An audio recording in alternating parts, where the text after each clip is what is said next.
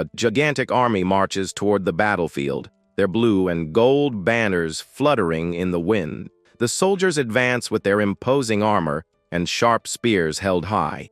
The entire troop gathers before a massive stone structure under a cloudy sky. At the top of the stairs, the leader watches everything calmly, seated in his wooden chair.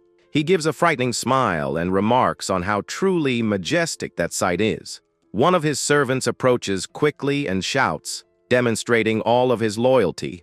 The man praises the commander and says that the Central Plains will soon bow before him. Jikian agrees with a somber look and says that things should be exactly that way. The subordinate takes advantage of the good mood to say that he has an important question. He points to the warriors down below and asks about the equipment that looks far too expensive. He reminds him that the cult's vault was empty and wants to know where all that money came from. Jikian takes a sip of his tea and answers, calmly, that someone lent them all of that. The servant is completely shocked and utterly confused by that absurd revelation. The leader explains that a man simply offered the amount, while the subordinate panics. The subordinate thinks to himself that no one in their right mind would give them a loan. Suddenly, his eyes widen as he realizes there is only one logical explanation for it. He quickly clasps his hands in a sign of deep respect before his master. The servant concludes that the banks of the Central Plains surrendered the money out of pure terror. He praises the leader for obtaining war resources without needing to spill a single drop of blood. But deep down, he keeps wondering which madmen would actually give money to the cult. Jikian complains about the accusation and denies having extorted anyone to get the funds. The leader begins to search through his luxurious robes to prove what he is saying. He pulls out a paper and explains that he only needed to place his fingerprint to receive the money instantly. Jikian shows the document and praises the so-called manager Kim for offering such a low interest rate. The subordinate becomes tense, realizing they received a fortune by trusting just a piece of paper. The document displays the leader's red thumbprint, sealing the commercial agreement. The servant looks closer and notices a special clause written in very striking red. The clause clearly states that the debtor's internal energy will be confiscated in case of default. The man falls into despair upon seeing the punishment and notes that the deadline for payment is today. The subordinate begins to break into a cold sweat and is left completely speechless by the terrible contract. He tries to calm himself by saying that it must be just an unimportant formality. The servant smiles nervously and insists that today's deadline means absolutely nothing. Jikian agrees, says they can give a bit of gold to manager Kim once they win the war. Relieved, the servant goes back to shouting praises to his glorious master as he rises from his chair. The cult leader begins to laugh loudly, demonstrating all of his confidence in the approaching victory. He grips the hilt of his golden sword, preparing to give the starting signal to the troops. The warrior draws the shining weapon and raises it toward the sky with grandeur. Jikian declares aloud that he himself is the absolute sky of that land. He orders his men to pillage and burn everything so they can rule the Central Plains for good. The commander points the blade forward and gives the final order for the attack to begin. The servants' hands clasp again with force to accept their master's command. All the subordinates shout in unison that they will carry out the orders immediately. They vanish in the blink of an eye, leaving only dust trails on the stone floor. Down below, the armored soldiers begin to roar with fury, ready to advance. The war cry echoes loudly throughout the valley as the warriors prepare. Jikian watches from above as the immense crowd of soldiers stirs for battle. The first lines of warriors begin to run at full speed, kicking up dust. The entire army advances overwhelmingly, descending the hill toward combat. The leader remains standing on the edge of the wall, proudly watching his army march. He lets out a confident sigh and gives a slight, disdainful smile before the slaughter begins. Jikian returns calmly to his wooden throne. After giving the orders to the army, he pours some hot tea into his cup to relax after his imposing speech. The leader lets out a deep sigh of satisfaction as he savors his favorite drink. He enjoys his tea in silence while taking advantage of the calm before the great confrontation begins. Suddenly, a mysterious voice greets him from behind, making the warrior spit out everything in surprise. He jumps up in a fright and turns quickly to face the two figures standing there. Before him appears a smiling young man with an expression of extreme calm and friendliness. Beside the young man is a beautiful woman with glasses, wearing traditional and elegant clothes. The two mysterious visitors watch the great leader of the demonic cult without showing any fear. Jiqian begins to sweat cold upon realizing that the visitor is the very man who lent him the fortune. His eyes widen as he is struck by a sudden and extremely worrying thought. The leader wonders how that man managed to approach him from behind without him sensing anything. The warrior stares at the two strangers in the courtyard, trying to decipher the mystery of the silent presence. Jiqian is known for having senses so sharp that he could hear even a leaf falling in the mountains. The young man introduces himself politely as Manager Kim from the Continental Bank and apologizes for the scare. Manager Kim smiles and reminds the leader that they met briefly the day they closed the loan. Jiqian notes that it is the most polite greeting he has ever received in his entire life. Despite the visitor's friendliness, the leader's instinct begins to scream, warning him that this man is dangerous. The alert in his mind becomes stronger and stronger, saying that the mysterious manager is extremely dangerous. Jiqian assumes a serious posture and asks directly who the devil he really is. Manager Kim answers with a laugh that he just said his name while reaching into his robes to find something. He pulls out a large golden ledger to begin the official business of that day. The young man smiles and asks if the client remembers that the loan's due date is today. The woman beside him adjusts her glasses coldly as she prepares to do the math. She opens the ledger firmly, holding a traditional abacus in her hands. The young woman begins moving the abacus beads with impressive speed, making a lot of noise. Her agile fingers tap on the wooden beads, quickly calculating every value of the accumulated debt. She analyzes the final result in the ledger with a focused look, without showing any reaction. The woman whispers the calculations into Manager Kim's ear, leaving the cult leader increasingly confused. The manager reveals cheerfully that the principal amount is 6,009, added to 7,009 in interest. The young man concludes with a big smile that the total updated debt is 13,009. Jiqian goes into shock and shouts indignantly, asking why the interest is more expensive than the initial amount. Manager Kim mocks the leader, asking if he really expected cheap interest from a loan shark. He leans his face in with a somber smile and says that if he wanted low interest, he should have gone to a regular bank. The manager points out that Jiqian's profile has a terrible score and zero guarantees because he leads a violent group. The leader gets furious at the young man's audacity and shouts that his group is not a common gang, but the sacred cult. The manager smiles calmly and replies that to the rest of the world, they are just dangerous demonic henchmen. He adds that no one in their right mind would lend money to a high-risk group like theirs. Jiqian gulps and gets furious when he realizes that every word spoken by the manager makes perfect sense. He knows that any regular bank that did business with the demonic cult would be destroyed by the righteous sects. The secretary with glasses points her finger at a specific part of the original agreement document. She explains that the risk premium was already provided for in the contract signed personally by Jiqian. With no arguments to counter the collection, the commander only grinds his teeth in a sign of pure rage. The cult leader lets out a long, heavy sigh, trying to maintain his patience with the debt collectors. He confesses that he does not have that entire amount in coins with him at the moment and admits the situation. But the commander raises his index finger to show that he still has an excellent proposal to make.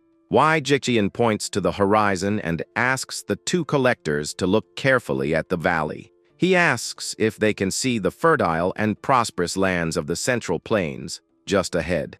Manager Kim comments that the smoke is obscuring the landscape, but the leader tells him to ignore that detail. The warrior claims that he will conquer everything, and that stealing enemy vaults will make the Dept seem like pocket change. The leader asks for only a 1-month extension to pay everything and promises he will not disappoint on the interest. Wei Jiqian promises in the name of his reputation that he will pay triple the original debt amount. He tries to sell the idea that tripling the money is a great deal if the conquest succeeds.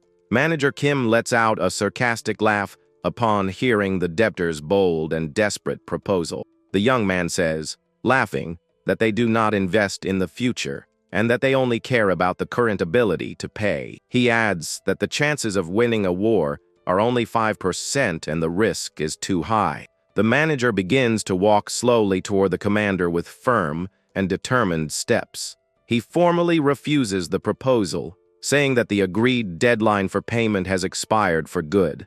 With a somber look, the young man warns that if he does not have the money, he will have to follow the contract rules.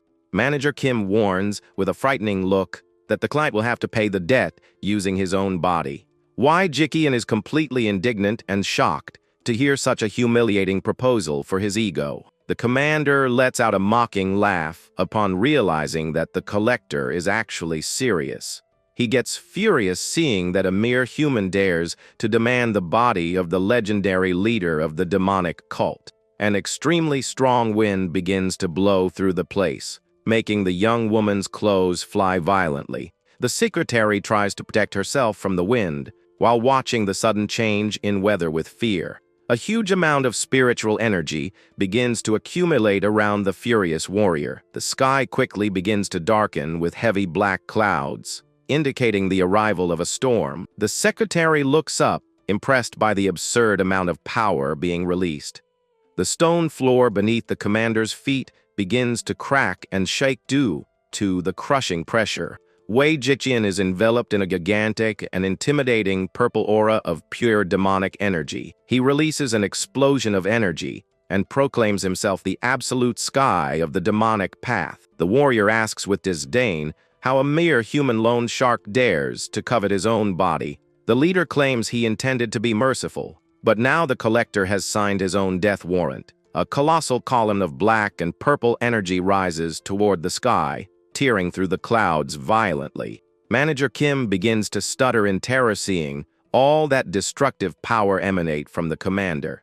The young man begins to scream in desperation, frightened by the warrior's terrible spiritual transformation. Wei Jiqian smiles victoriously and asks if the young collector has finally learned what true fear is.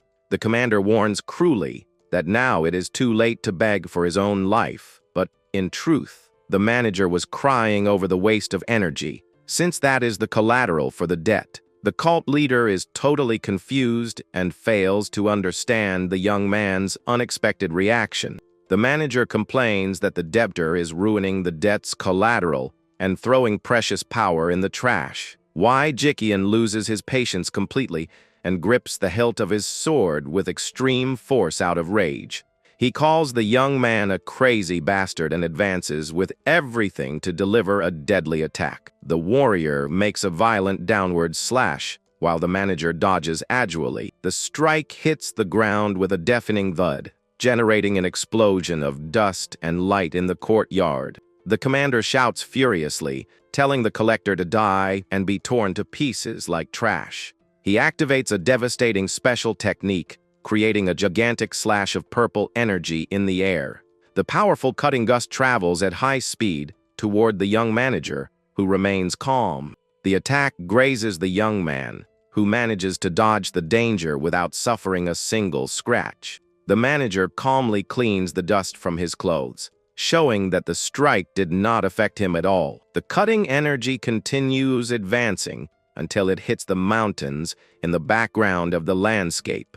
The giant mountain peak is perfectly sliced in half by the devastating force of the leader's attack. The bank secretary stands open-mouthed, unable to believe the absurd destruction caused by the strike. She realizes, shocked, that the deflected attack was strong enough to slice an entire mountain in half. Jikian lets out a psychopathic laugh upon seeing that his opponent has finally shown some utility. The commander claims with a smile that now he understands where so much arrogance on the young man's part came from. He warns that cheap dodging trick only served to shorten the manager's lifespan. The warrior wields his shining sword again, concentrating even more destructive energy into the blade. A colossal torrent of demonic power envelops Jikian's body, cracking the ground around him. He challenges his enemy to try to dodge the next strike to see how pathetic his tricks are. When the dust settles, Manager Kim appears right next to the commander, holding his hand gently. Jikian turns completely pale and horrified to see that the collector approached without him noticing. That moment marks an event so absurd that no one in the Central Plains would be able to believe it. The commander lets out a groan of pure confusion upon feeling the manager's hand touch his abdomen directly. The feared and invincible leader of the demonic cult has just had his defense broken by a young bank collector. Jikian can barely process that he was unable to keep up with the young man's incredibly fast movements. Manager Kim gives a friendly smile and announces calmly that it is time to start the official collection. He gives a light touch to the commander's belly and warns with a playful tone that it will hurt just a little bit. Jikian's eyes fill with pure dread, despair upon feeling an unimaginable pain begin to take over his body. A colossal golden spiral of energy begins to suck all the spiritual power from the demonic cult leader. He lets out a deafening scream of agony, feeling as if all his organs were being ripped out. The warrior realizes in desperation that the young man is using a legendary technique to steal his precious energy. The golden whirlwind of energy continues to shine intensely, while the commander screams in pain without stopping. Manager Kim asks sweetly for the client to relax his body, so as not to end up suffering a diversion of vital energy. Jikian curses the young man, asking if he has any idea of the effort it took to accumulate all that supreme power. The collector smiles from ear to ear and decides he will be generous to help the client pay off his entire balance. He brings his face close in a frightening way and says he will take the opportunity to suck out all the impure energy as well. The commander begins to cry and drool in despair, suffering through the painful process of spiritual cleansing. Completely exhausted and without strength, the terrible warrior falls to his knees, making the stone floor crack under his weight. He remains kneeling with his head bowed, without showing any more of that imposing grandeur from before the combat. Jikian pants heavily while trying to catch his breath after having almost all of his vital energy drained.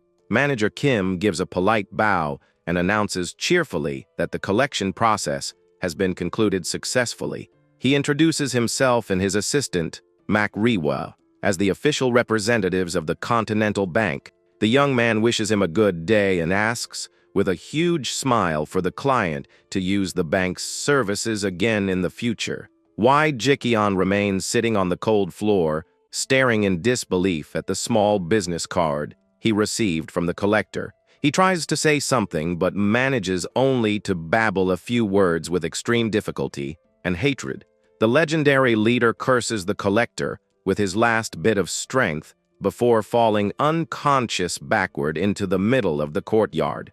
He lies stretched out on the stone floor, while the wind blows gently over the business card dropped beside him. The paper fallen on the ground reveals the feared collector's identity as the manager of the powerful Continental Bank. Far from there, a beautiful traditional pavilion stands out under the sunny sky of a busy province. Inside a local tavern in Sichuan province, several customers drink and chat about the latest news. Delicious local dishes and jugs of drink fill the wooden tables of the rustic pavilion. One of the men sitting at the table brings up the subject and asks his friends if they have heard the latest rumor in the region. He says in a low voice that the army of the terrible demonic cult has mysteriously stopped advancing. His table companions react with disbelief and say it is impossible for that to be true. The man explains that the demons have not moved from their place for 3 days and asks if the great Jiqian got scared. One of them dismisses the idea immediately,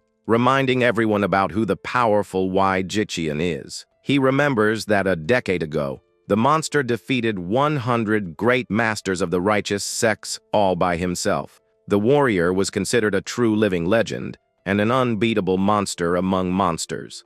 The tavern goers begin to theorize if that is an intelligent trap or if the commander has reached enlightenment.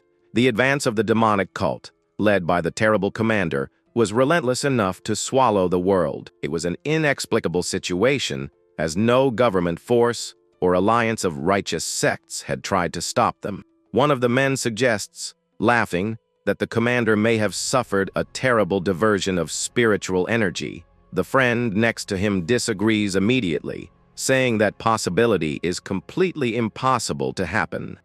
Everyone in the tavern imagined that behind that sudden stop existed a great and deep historical conspiracy, until one of the men at the table decides to raise a much more realistic and mundane hypothesis. He asks if by any chance the demons could not have run out of money to pay for travel expenses. An embarrassing and absolute silence takes over the entire tavern after that unexpected question. Everyone in the tavern bursts into laughter and mocks the man, saying that is the funniest joke of the year. The man sighs and comments that he only suggested that because a lack of money also makes life difficult for anyone.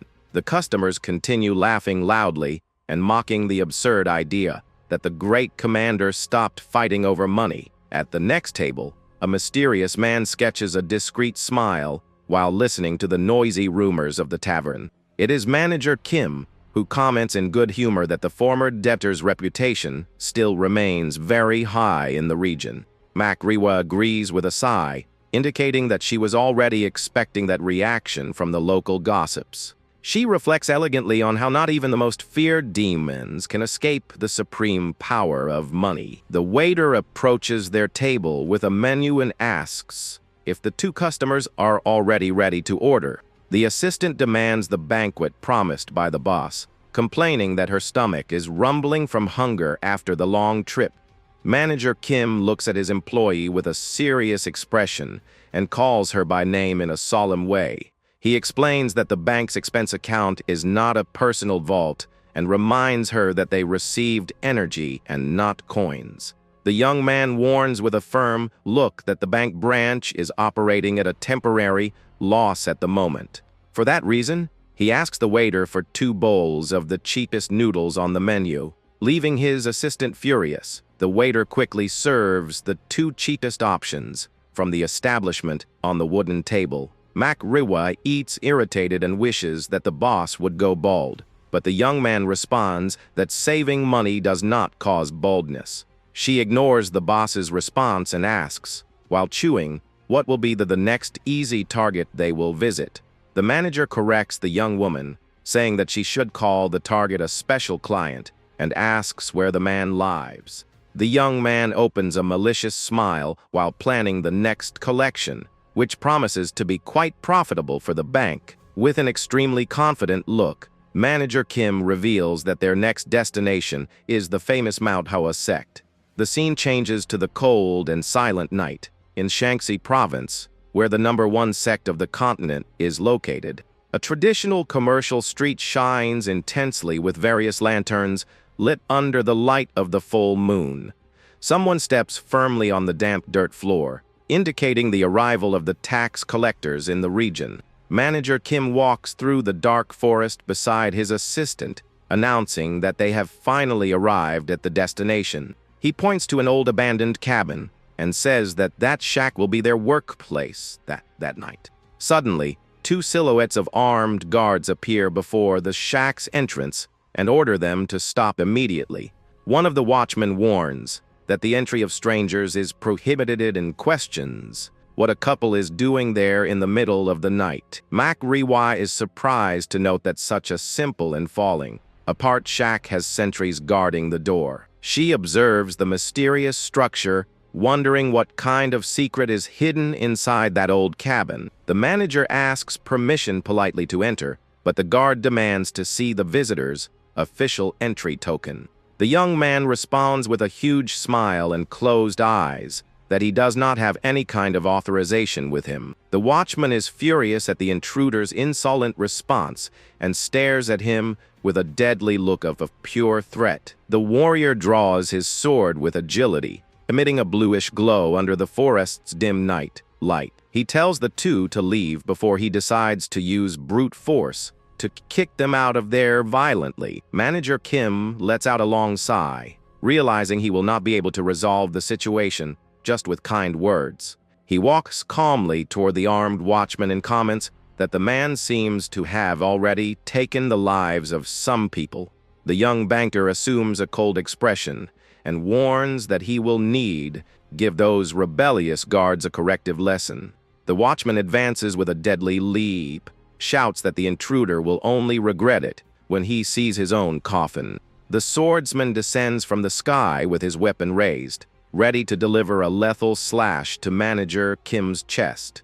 The manager just raises his left hand with total tranquility, waiting for the right moment to react to the attack. In a fraction of a second, the young man dodges the slash and creates a wind wave that completely destabilizes his opponent. The guard widens his eyes in terror upon realizing the abysmal difference in strength that exists between him and the intruder. The swordsman's bandaged arm trembles violently under the pressure of the invisible aura generated by the bank manager. The warrior is thrown brutally against the hard, packed dirt floor, kicking up a large cloud of dust. The other watchman, who is watching everything, is in total panic, sweating cold as he sees his companion defeated so easily.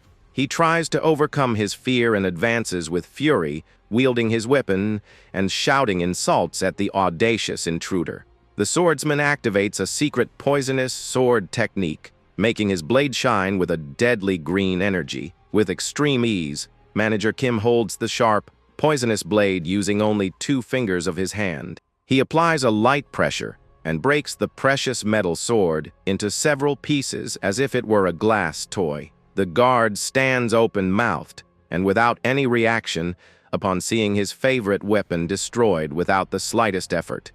In an instant movement, Manager Kim appears behind the opponent before he can even manage to move to dodge.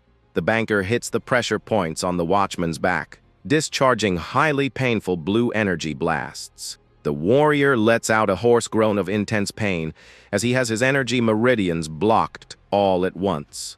The second watchman also collapses unconscious on the dark forest floor, sealing the pair of guards' defeat for good. Manhwa stands in absolute silence, observing the ease with which her boss finished off the enemies without hesitating. She thinks to herself that, no matter how much she watches him, she still cannot unravel Manager Kim's fighting style. The young woman remembers the boss's swift attack that neutralized the opponent, blocking his energy meridians with precision. She reflects that the martial art used by him does not seem to belong to any orthodox sect or faction of the shadows. The young woman remembers that recently he invaded the demonic cult alone and subjugated the feared supreme leader without hesitation. She deduces that a master of this level should be world famous, and that she would certainly have heard of him. The assistant wonders what Manager Kim's true secret identity is and considers asking him directly. She stares at the boss in silence, trying to find some clue about his mysterious past through his look. The young woman hesitates for a few moments, feeling that revelation could be more complex than she imagines. Finally, she gives up on asking, knowing that he would probably refuse to tell any detail of his life. On the ground, the first guard complains of much pain in his broken arm, begging for help in a pitiful way. The defeated swordsman lets out desperate screams upon realizing that he has totally lost the movement of his limbs. Manager Kim observes the 2 defeated men while his assistant approaches him with calm steps. He explains that he severed the guards' tendons so that they can never hurt any innocent person again. The boss orders in a cold way for the young woman to clean the place and hide the bodies before someone appears to investigate. The assistant drags the heavy guards, complaining about the tyrannical boss, while he enters the abandoned cabin.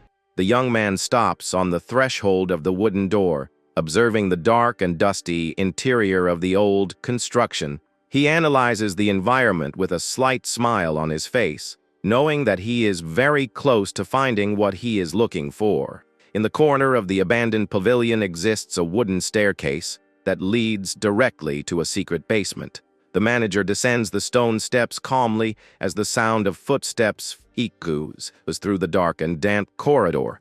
He begins to hear a muffled buzz of voices and laughter coming from the end of that mysterious underground passage. The banker smiles upon realizing that the lead was correct and that he had indeed found the secret hideout he was looking for. Upon descending, he encounters a huge underground hall full of gambling tables and dozens of gamblers gathered. The players concentrate on their mahjong pieces, betting large amounts under the dim light of the lamps.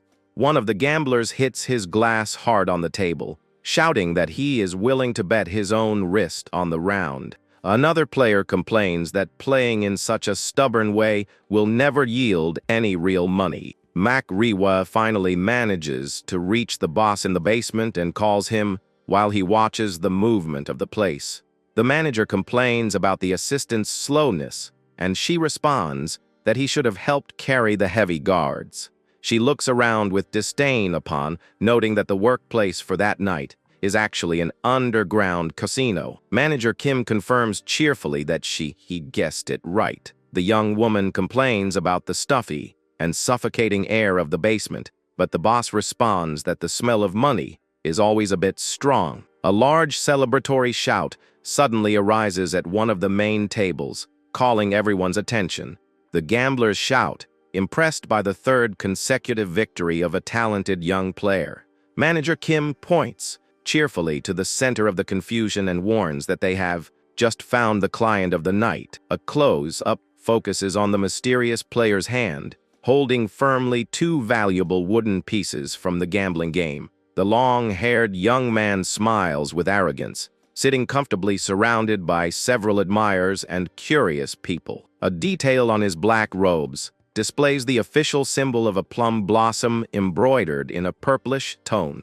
Manhwa recognizes the crest immediately and is extremely shocked by the unexpected revelation about the player. She asks, whispering, if the debtor they came to collect from is really a disciple of the famous Manhwa sect.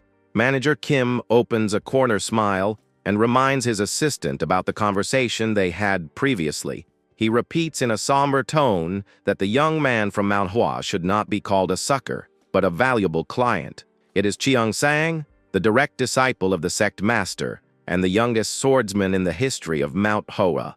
The prodigy's name was capable of making the entire world of martial arts tremble, but he kept a secret. Manager Kim holds a drawing of the young man and reveals, laughing, that the young man's gambling skills are terrible. The young woman complains that he just called him a sucker, but the boss counters by telling her not to cling to words. The assistant questions if the information about the young man's ruin in gambling is really reliable and true. She analyzes the table from afar, commenting that the young man's win rate until now seems very high. The prodigy disciple of Manhwa sweats cold while holding his pieces with a tense expression of nervousness. Suddenly, he regains his confidence and bets all his silver coins, increasing the value of the game. The gamblers around Cheong-sang ask him to reveal his final pieces and end the round. He throws the wooden pieces on the table with confidence, generating a dry noise that calls everyone's attention.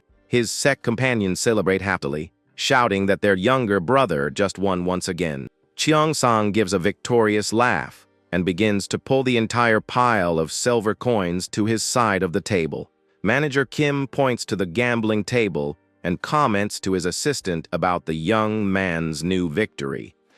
Manhwa notices that his movements are stiff and wonders if he is just having a lot of luck in the game. The manager smiles to the side, commenting that it would be great if the young prodigy knew the exact time to stop betting. He asks in a mysterious way if she knows what the most dangerous thing that can happen at a gambling table is. His sect friends continue encouraging Cheong-sang, saying that he will end up clearing the entire casino's stock. The young swordsman brags with pure arrogance, claiming that the mahjong pieces seem to be stuck to his hands today.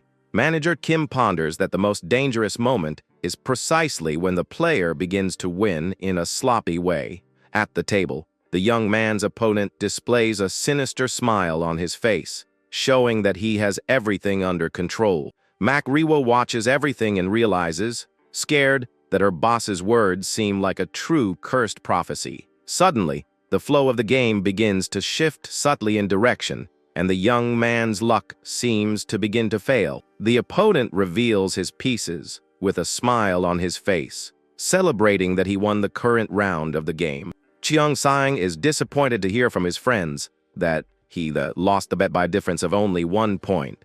The winner tries to console the young man, smiling and commenting that losing money from time to time is part of the game. He minimizes the defeat, saying that that round was only for a very low value bet. In the following rounds, the young man loses small bets and soon starts losing larger ones by a hair's breadth. The young man from Manhwa sweats cold, believing that he finally pulled an unbeatable combination of pieces in the round. But the opponent shows his pieces, smiling, and reveals that he beat him again by a difference of 1 point. Furious with the sequence of defeats, the young man hits his new pieces on the table, challenging his rival in despair. Opponent throws his pieces calmly on the green cloth and warns with mockery that his score is slightly higher. The man smiles with falsity, pretending to be sorry for continuing to win always by the smallest possible difference. Cheong-sang clenches his fist with so much force that the veins in his hand pop out from pure rage and accumulated frustration. He grinds his teeth in hatred upon hearing the opponent say that his luck today is simply a little better. That incredible sequence of defeats, by only 1 point, destroys the young man's logical reasoning completely. His sect companions try to pull him by the shoulder, saying that today is not his day, and that it is better they leave. Blinded by the desire to recover what he lost, the young man ignores the warnings and searches desperately for more funds in his robes. He pulls out a huge roll of shiny silver coins, indicating that he will bet everything he has left. The young man throws all his remaining money into the center of the table with a completely maniacal and insane expression. The spectators around are shocked to see the prodigy bet his entire fortune all at once in that round. He claims in despair that he is certain of his victory, as his own instinct is guaranteeing the result. After the match ends, the young swordsman sits with his head bowed, completely devastated by the defeat. His former friends invent a rushed excuse and abandon him alone in the casino after he loses everything. Cheong-sang remains motionless and devastated at his table while the 2 bankers watch him in silence from a distance. Manager Kim finally rises from his chair, deciding that the perfect time to act has arrived. He invites his assistant to start the official work of the night and walks toward the bankrupt young man. The young man cannot forget the image of the money he accumulated with so much effort throughout his life. He remembers with deep bitterness the exact moment he threw his last hope on the gambling table. The swordsman still hears the whispers of the crowd, judging his terrible mistake that led him to complete ruin. The memory of his own madness and his false instinct for victory continues to torment his mind. He remains paralyzed by the pain of defeat, not knowing how he will face his sect master now. The loneliness of the underground hall seems to crush him as he realizes he has been abandoned by everyone. But the silence of his agony is broken when the 2 collectors decide to take the first step. The bank's agents walk calmly through the emptied tables, ready to start the collection protocol. Outside, the cold and silent night envelopes the mountain under the bright and indifferent light of the full moon. Sitting outside the cabin, the young man grabs his own hair with force in a gesture of pure regret. He cries alone in the darkness against the wooden wall, unable to accept his terrible destiny. The warrior from Manhwa bites his lips with hatred and repeats to himself that he must have gone completely crazy. The young man laments having lost his entire fortune in the game, knowing that his master will give him a terrible beating if he finds out everything. Suddenly, he feels a presence approach and looks up, scared Upon realizing two shadows before him, Manager Kim greets him cheerfully under the full moon, asking if by any chance he is in need of quick money. The collector opens an attractive smile and promises a loan without guarantees, and with guaranteed approval on the same day. He introduces himself as the manager of the friendly Continental Bank, ready to help the young swordsman in his moment of need. Cheong-sang is totally paralyzed and without reaction before that bizarre proposal of a loan in the middle of the night. He questions, stuttering, about what the man meant by that strange talk of Continental Bank. The young man puts the pieces together in his head, reflecting on quick money without guarantees, and begins to suspect who they are. The swordsman asks directly if the two strangers before him are actually dangerous loan sharks. The manager responds, smiling, that the name's definition does not matter as long as he offers help to those who need money. The young man from Manhwa rises irritated and draws his sword, ready to intimidate the two persistent collectors. He warns with arrogance that offering loans to a warrior of his sect is the same as playing with his own life. Manager Kim gives a light laugh, saying that there has been a misunderstanding, and begins to move in his black robes again. With all the ease in the world, the banker pulls out a colossal roll of silver coins and holds it before the young man. Cheong-sang widens his eyes in an unbelievable way upon seeing that huge fortune shining before his face. Manager Kim shakes the coins and states coldly that the young man's social position makes no difference to the bank. He whispers with a corner smile, provoking the young man to take the money to recover everything he lost in the game. The young man sweats cold from temptation, staring at the shine of the coins while trying to fight against his own gambling addiction. He wonders, scared, how that man simply shows no fear of him for being a disciple of Manhwa.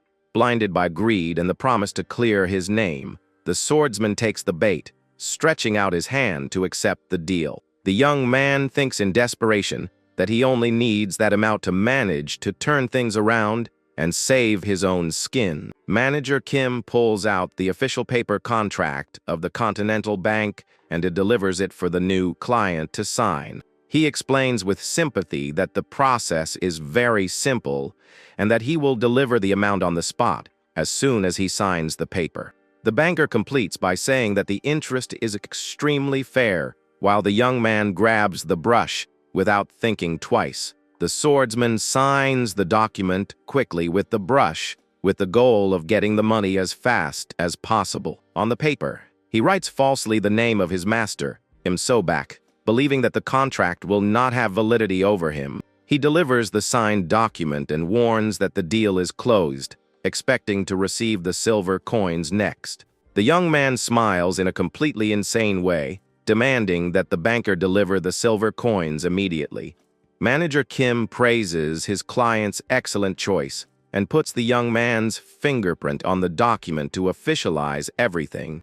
The young swordsman grabs the money with haste and runs back inside the underground casino without looking back. Aniclimax watches the scene scared, commenting that the expression of madness on the young man's face was completely bizarre.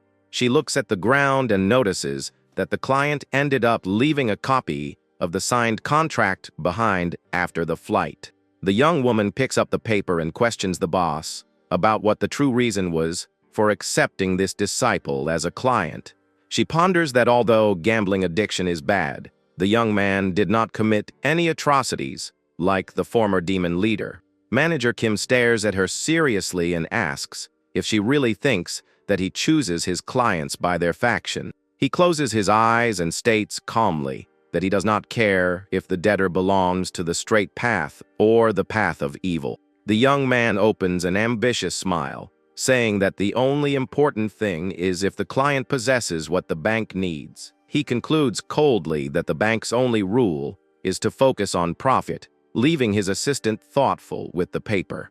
The young woman observes him in silence, understanding little by little that the manager has ambitions much greater than the world imagines. Suddenly, the sound of heavy footsteps echoes through the dark forest that lies around the Manhwa gambling cabin. The second guard who had been defeated previously resurfaces, sweating cold. and with an expression of despair. He remembers in terror the moment when the bank manager broke his companion's sword with his bare hands. The man resurfaces, being carried by his new guild companions with an expression of pure humiliation. The wounded watchman remembers the terrible pain he felt upon having all the meridians of his back blocked by the intruder. An entire new gang of swordsmen, led by a gigantic and bald man, appears before the two collectors. The giant leader stares at the two bankers with rage and asks if those two were responsible for the attack. Manager Kim complains to his assistant for her not having hidden the defeated guards properly. The bald man introduces himself as Jiang Mu of the poisonous serpent faction and demands to know what the identity of the intruders is.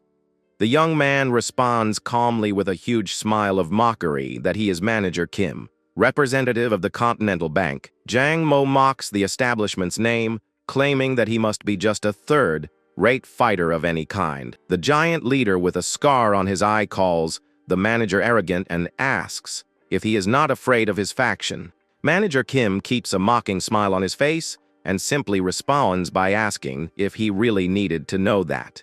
The giant man gets extremely irritated with the collector's response and grinds his teeth, demonstrating all his fury.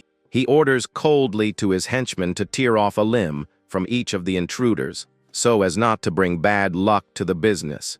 The sect's henchmen respond to the command and advance with their swords toward the two collectors who remain standing. One of his subordinates leaps with fury, raising a huge sharp blade, ready to deliver a lethal strike to the young manager. With an extremely fast movement, the young man just takes a step to the side and kicks lightly the aggressor's foot in the air. The henchman widens his eyes in terror upon realizing that he lost his balance completely in a humiliating way. The warrior collapses face, first on the hard, packed dirt floor, while his sword flies far away under the collector's serene look.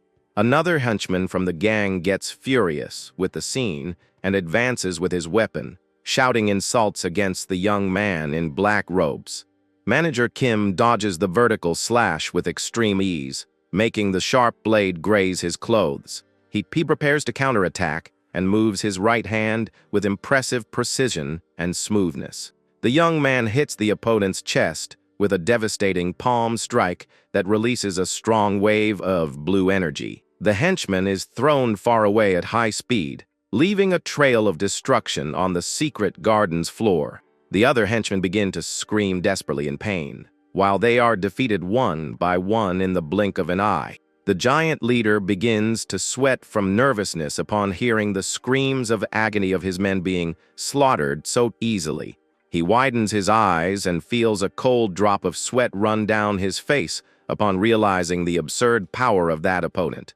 All the warriors of the gang end up lying unconscious on the courtyard floor, under the calm look of the young manager. The big guy stands paralyzed and wonders, scared, how so many people were defeated in just one breath. He begins to see the young banker as a true scary monster enveloped in a red aura of pure death. The leader tries to understand who that demon disguised as a human is, begins to tremble in terror before his presence. The warrior gulps with extreme difficulty while trying desperately to find a way out of that situation. The giant forces a friendly smile and praises the young man, saying that he is really very skilled for a young boy. He tries to maintain his tough guy pose and warns that he will forgive the insolence if the collector kneels and apologizes on the spot. However, deep down, the big guy is sweating from pure despair, knowing that that is just a useless attempt at a bluff.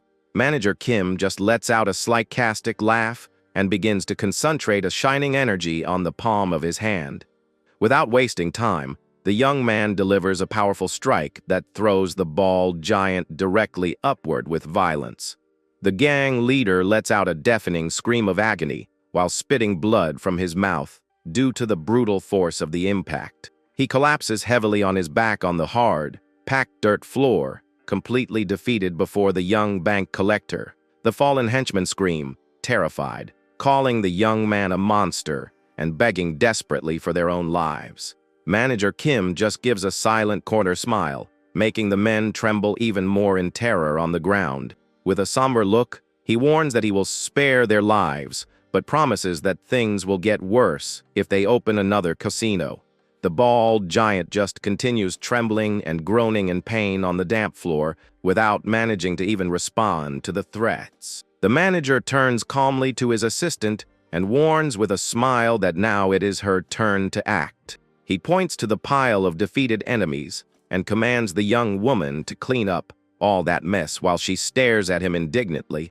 The young man walks away whistling cheerfully, while the assistant curses him mentally as a tyrannical and heartless boss. He assumes a thoughtful expression for an instant, focused on the greater goals he still needs to reach that night. The banker looks at the beautiful full moon in the sky and wonders if his special client has finally finished playing. He is curious to know if the young disciple of Manhwa managed to recover any amount from his bets. Inside the casino, the young swordsman sweats cold and stares at his pieces with an expression of pure panic and complete despair. He hits the wooden table with force and shouts furiously, complaining about having lost 5 times in a row by only 1 point. The young man points to the other players and accuses them of having planned everything just to steal all his money. The winner of the round gives a mocking laugh and responds that he simply did not have luck in the game that time. The man mocks the young man,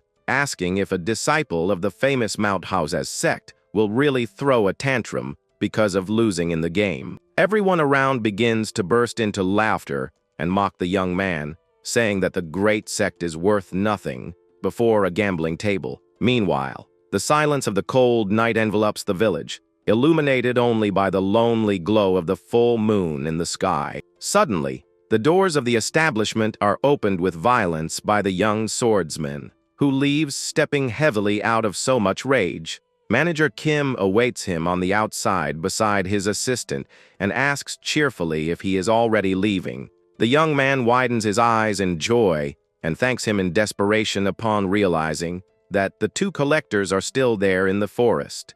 He begs for more loaned money, and the manager asks with irony if he is really proposing an additional loan. The young man swears in desperation that if he receives money one more time, he will win everything back and pay the debt.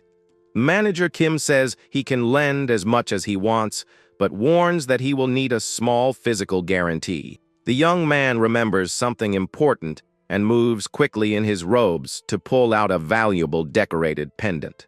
He offers the official jade pendant of Manhwa, explaining that he won the amulet directly from his master. Blinded by addiction, the young swordsman gives as a guarantee a sacred amulet that he would never give in normal conditions. Manager Kim accepts the jade pendant and hands a new and heavy roll of silver coins into the young man's trembling hands. Suddenly, a loud and desperate scream echoes from inside the casino, breaking all the silence of that dark forest. 2 hours pass and the young manager continues outside, displaying an extremely calm and serene expression. The situation repeats exactly the same way with the sound of hurried footsteps descending the wooden staircase. The swordsman emerges running again through the door and shouts in despair, asking for the banker to lend him even more. He swears by the name of his own sect that he will pay generous interest if he manages just 1 more round of coins. Manager Kim maintains a gentle smile on his face and asks for his client to calm down, stating that he trusts him. The young man gets his 3rd loan from the bank and goes back running to the gambling table to bet everything. The swordsman sweats cold and curses, without stopping from so much tension, while he holds his pieces with trembling hands from nervousness. A short time later, the young man loses again, and the bank carries out the delivery of the 4th loan of that crazy night.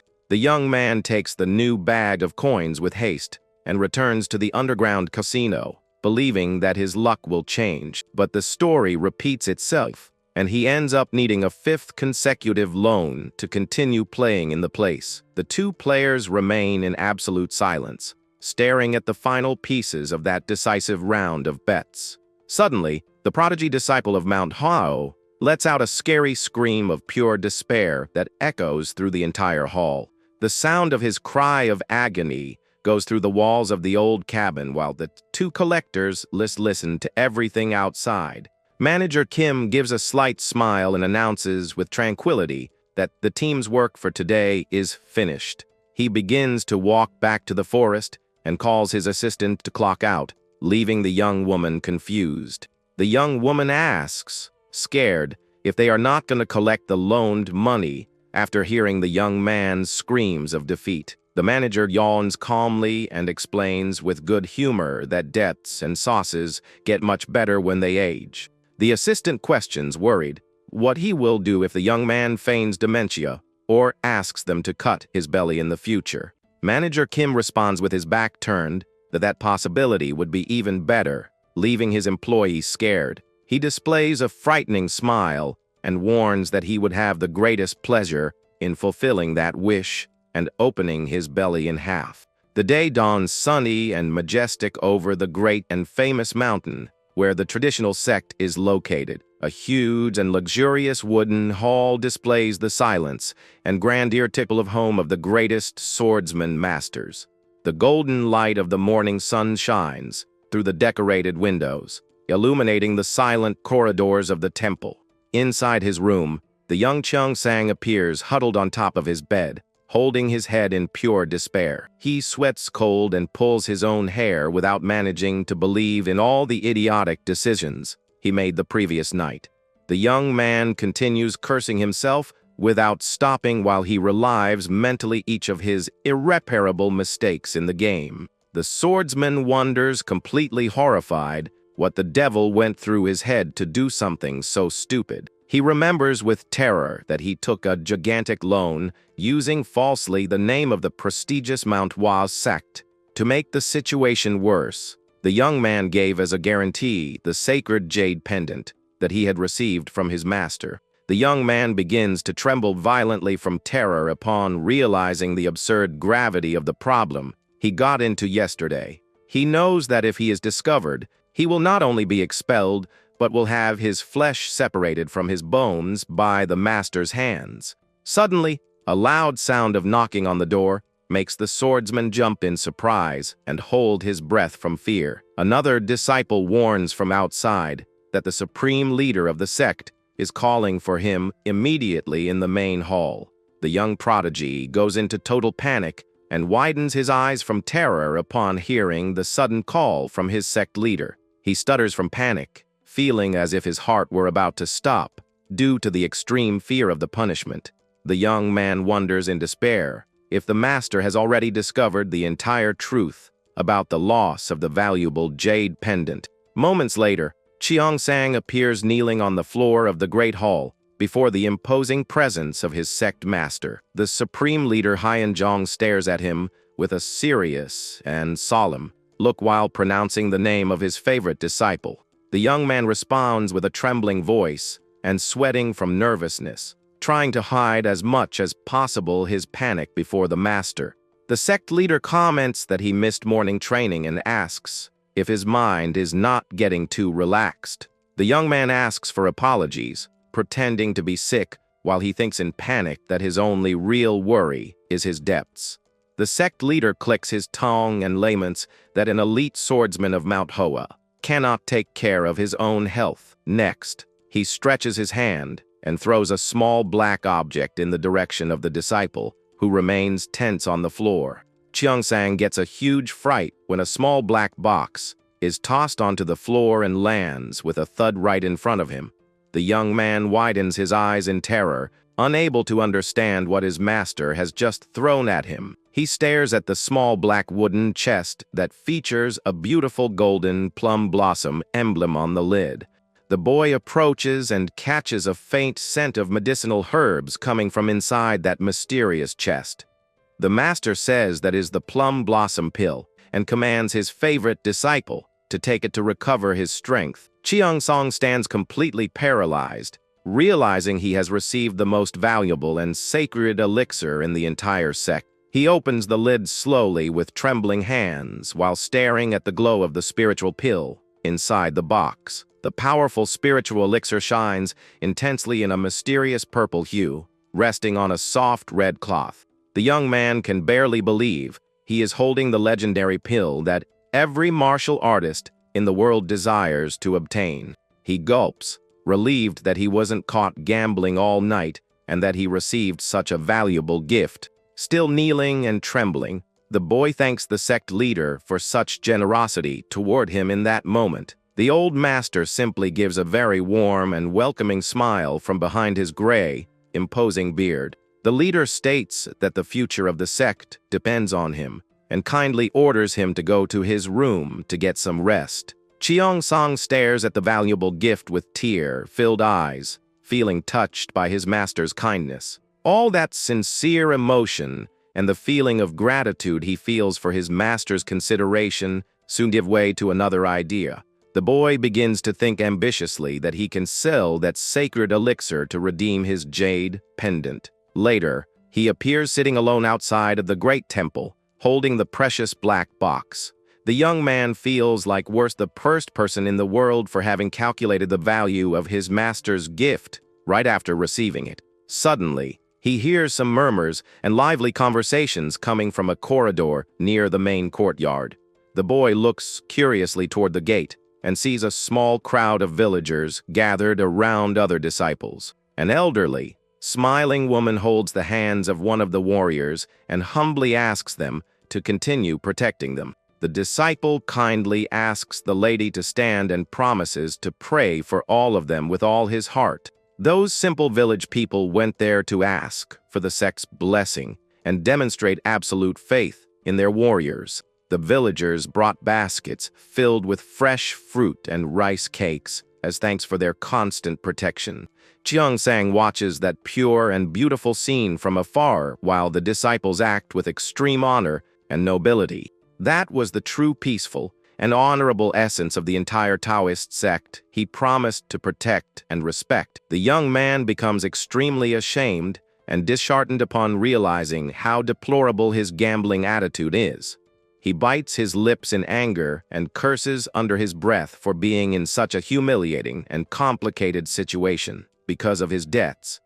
The young man slaps his own face hard to try to regain his senses and make a definitive decision once and for all. He grips the box firmly and decides that he needs to move forward with the plan to resolve his urgent problem. The young man tucks the chest inside his black robes, repeating to himself that it is an unavoidable choice. He rises quickly, decided to go to a pawn shop to sell the sect's valuable spiritual elixir. He thinks that the pill would only help him train a little better, but selling his master's jade pendant would be unforgivable. The young man convinces himself that putting out this fire now and training to death later is the true Taoist path. He wears a serious and determined expression, trying to ignore the guilt he feels for betraying his master's trust. The young man walks through the courtyard, promising that he will never go near a gambling table again if he can save himself today. Night falls silently over the sect's great temple under the pale and mysterious glow of the full moon in the sky. Suddenly, an extremely fast figure begins to move across the roofs of the traditional buildings without making a sound. The young swordsman runs and makes impressive leaps, using his martial skills to flee the location without being seen. He flies high through the skies, passing in front of the enormous full moon as he quickly moves away from the sect walls. Cheong-sang lands softly on the hard, packed dirt ground outside the temple, kicking up only a little dust. He looks back cautiously and lets out a relieved sigh. Believing that he managed to escape without alerting anyone, the boy closes his eyes with sadness and whispers a sincere apology to his master for doing that. He begins to walk through the dark and silent forest toward the village to meet his relic buyer. Suddenly, a familiar voice calls him by name in the middle of the darkness, making the boy freeze in pure fright on his path. He raises his eyes slowly and sees a man standing with his back turned right in the middle of the trail, illuminated by the faint moonlight. The man turns with a calm smile and asks what the young disciple is doing out of the sect so late at night. Cheong-sang panics upon realizing that the man on guard at that hour is exactly one of his training brothers.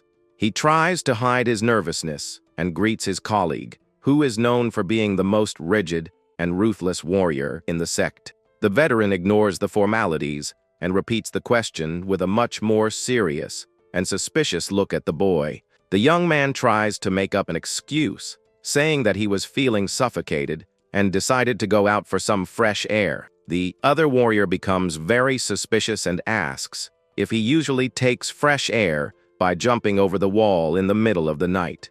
Cheong-sang begins to sweat from nervousness and realizes he gave a terrible excuse that only worsened his situation.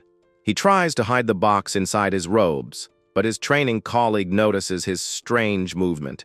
The warrior focuses his gaze right on the boy's hands as he continues trying to hide his escape. The young man's hand trembles violently against his chest while he tries everything to protect the secret object. His training colleague firmly orders him to show immediately what he is hiding under his robes. Without giving him time to react, the warrior snatches the black box from Cheong-sang's hands, leaving the boy desperate. He opens the chest and is completely shocked to see that the legendary plum blossom pill is inside. The sect's valuable spiritual elixir shines majestically before the startled eyes of his training brother. The veteran demands to know where he got that sacred pill, and Cheong-sang confesses it was a gift from the master.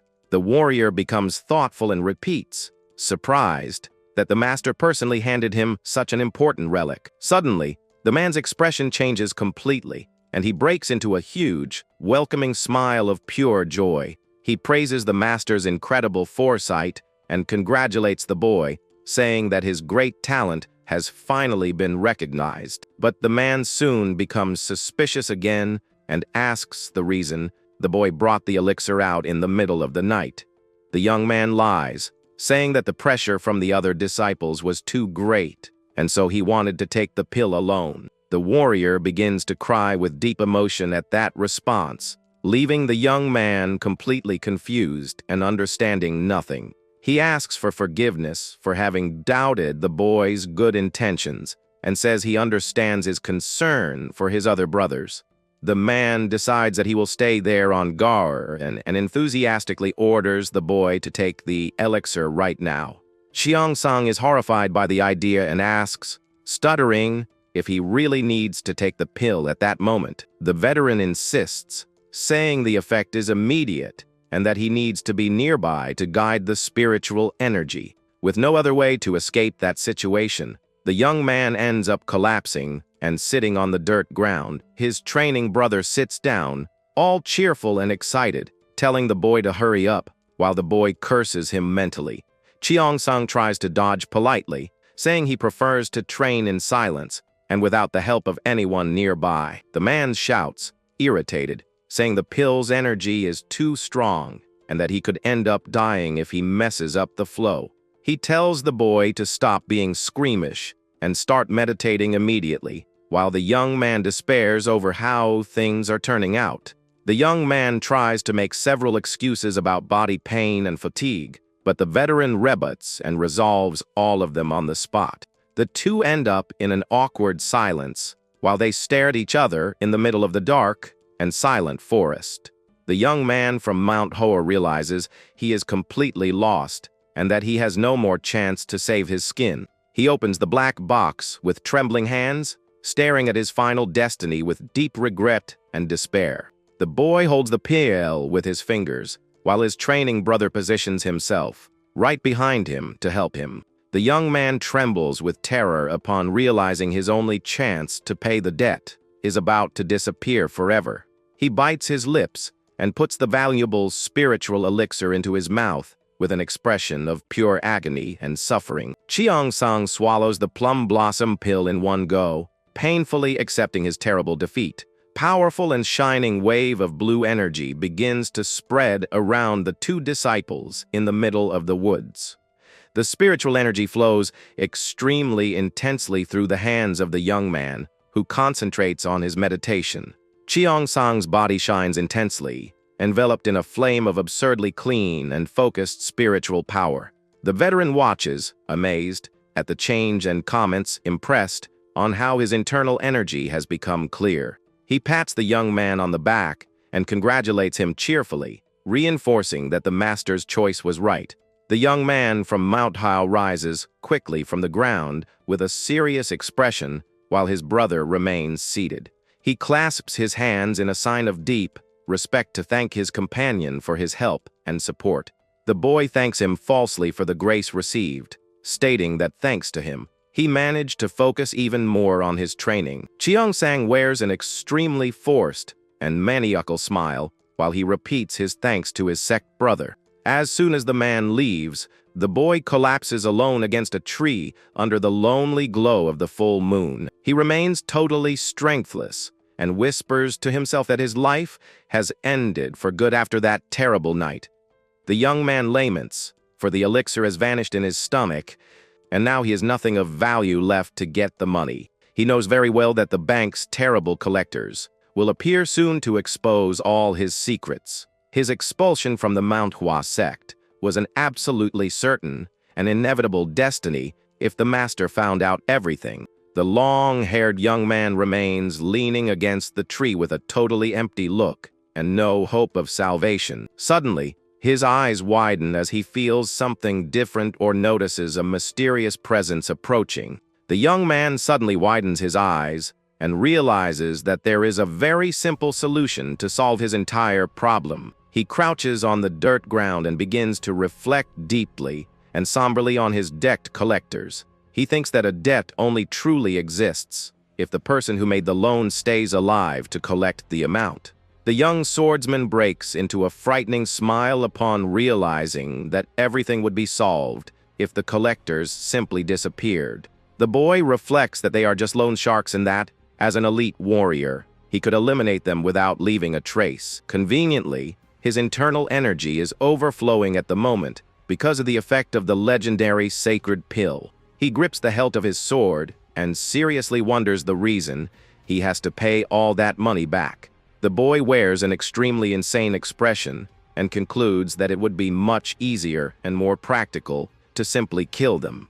He continues lying on the ground against the tree, wondering if that plan would really work to save his skin. The young man keeps the same look of dejection while he tries to regain his strength after the forced meditation from before. Suddenly, he goes back to think about the idea and realizes that that is really the only logical exit to save his reputation. The young man rises decided and repeats to himself that it makes no sense to pay that absurd debt to the loan sharks.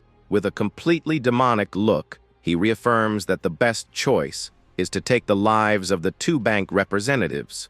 The scene shifts to the imposing Wying Inn, which shines silently under the pale glow of the full moon in the city. The young swordsman steps extremely lightly and silently on the local floor so as not to alert the guests.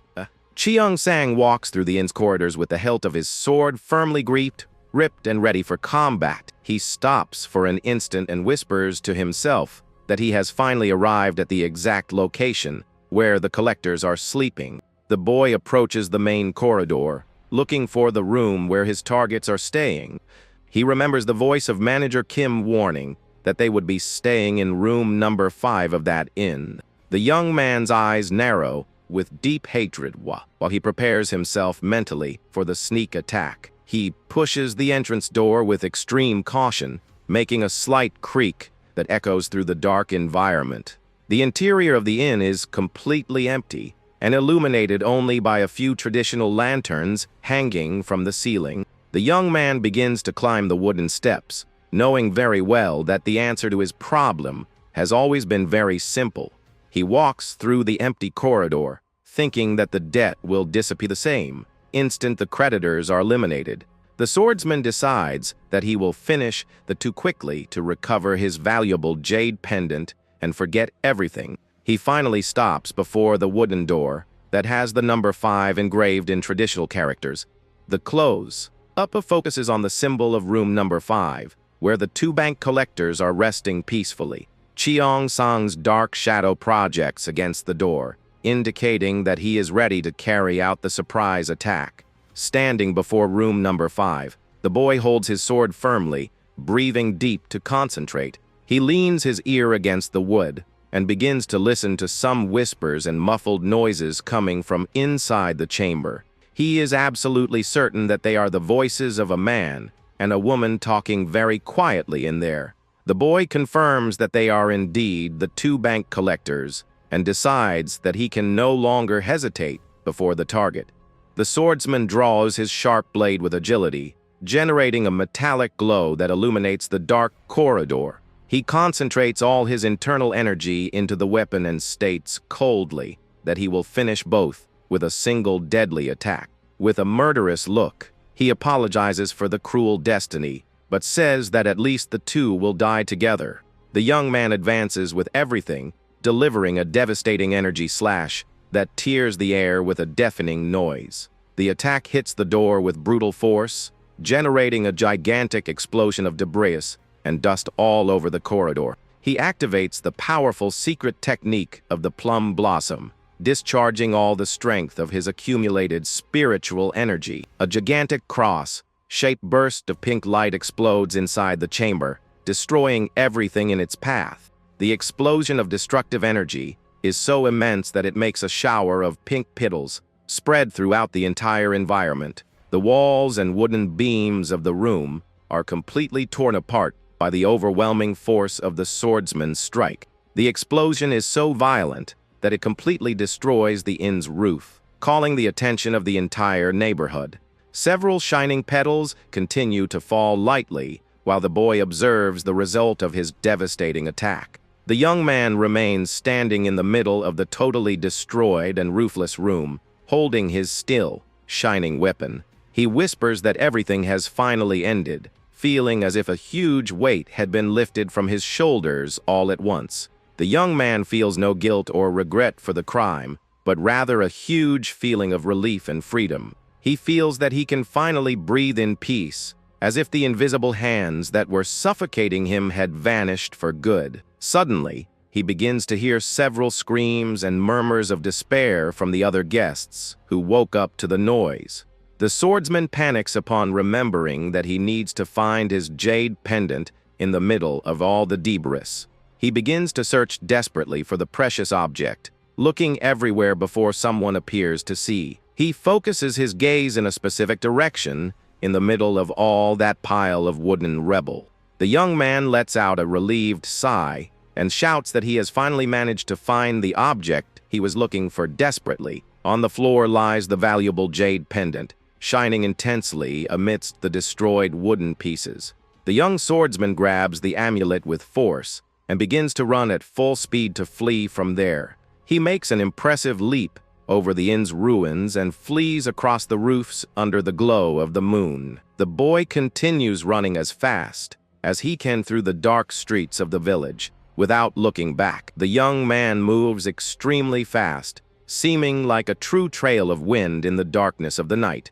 Cheongsang runs, clenching his fist and sweating cold from so much adrenaline accumulated because of his attack. He pants heavily, trying to catch his breath while moving further and further away from the scene of his crime. The young man continues running without stopping and trying to calm his heart, which beats desperately from so much fatigue. Suddenly, he lets out a hysterical laugh of pure relief upon realizing that he managed to escape everything. The young man widens his eyes, red from fatigue, repeating to himself that the nightmare has finally ended. He feels as if he had woken up from a bad dream and rejoices upon seeing that the jade pendant is back. But because of all that relief, the young swordsman makes a mistake that he would never make in normal situations. Blinded by the huge happiness of being free from debts, the boy runs directly through the main street of the village. The young man runs through the busy street without noticing that a mysterious man observes him from the top of a mountain. He continues his escape without having an idea that there is an imposing figure watching all his steps from up there. At the top of the mountain, a powerful elder with a dark beard observes the boy with an extremely serious expression. The scene changes back to the beautiful and silent Mount Ho Sek Temple under the starry sky of the early morning. The young swordsman holds the valuable jade amulet at eye level, admiring the relic's shine. Already inside his room at the temple, he makes a relaxed and victorious pose, celebrating his private victory. The young man smiles from ear to ear, thinking that having recovered the sacred pendant is all he needed. He lies down on the bed, happy to be able to forget the debts, but suddenly hears violent knocks on his door. A familiar voice asks from outside if he is awake, and the young swordsman freezes in terror on the spot. The door opens all at once, and he realizes that the mysterious visitor is none other than his martial uncle Yahello. The imposing elder Yahello enters the boy's room with an extremely serious and authoritative posture. The man comments that he is awake until very late, and the young man tries to lie, saying his training did not go well. The experienced elder is suspicious immediately and asks ironically if the reason was really just this bad training. He walks slowly through the young man's room, while the young man follows him with his eyes, sweating from pure nervousness. The man says that he heard about a great commotion in the village today, and says that an inn was entirely destroyed. To make matters worse, he reveals that the terrible destructive attack was made using the sect's exclusive sword techniques.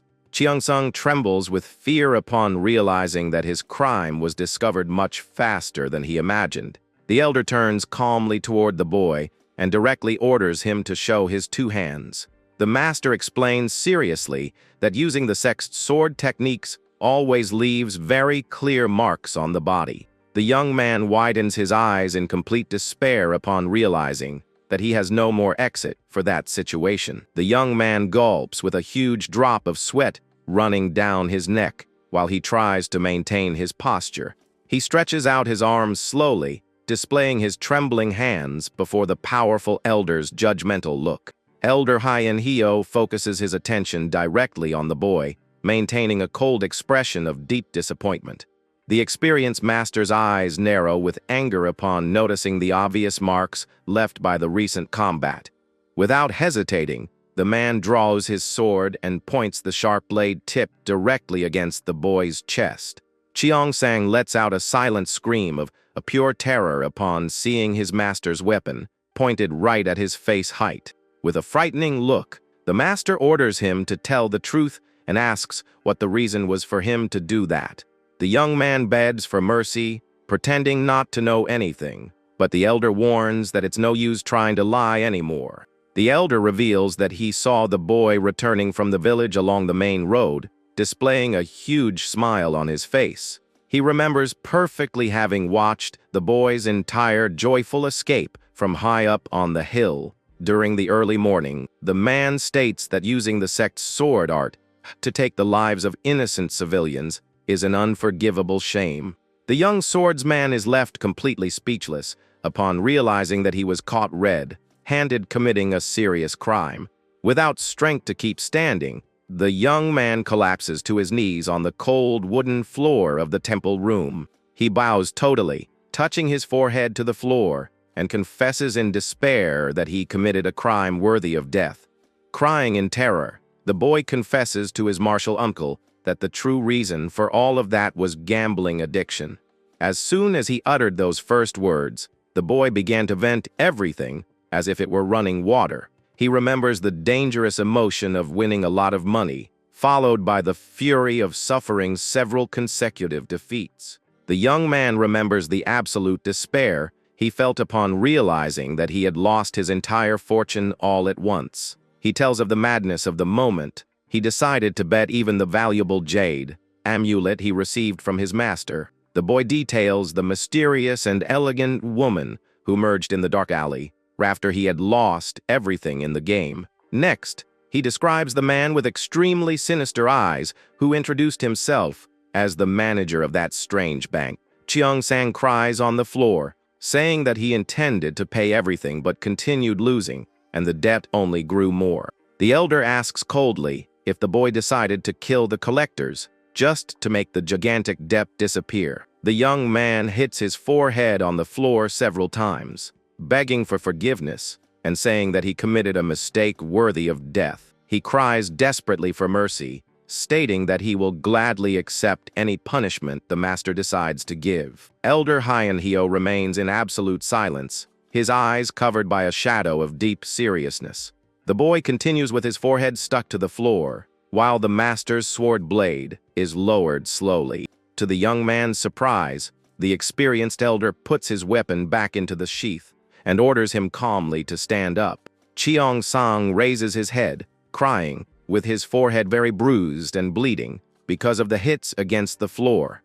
The master walks to the open window and lets out a long sigh while he observes the cold and silent night. He wears a thoughtful and very focused expression, showing that he is making a big and difficult decision. The elder states solemnly that a promising talent of the Manhwa sect cannot simply be destroyed like that.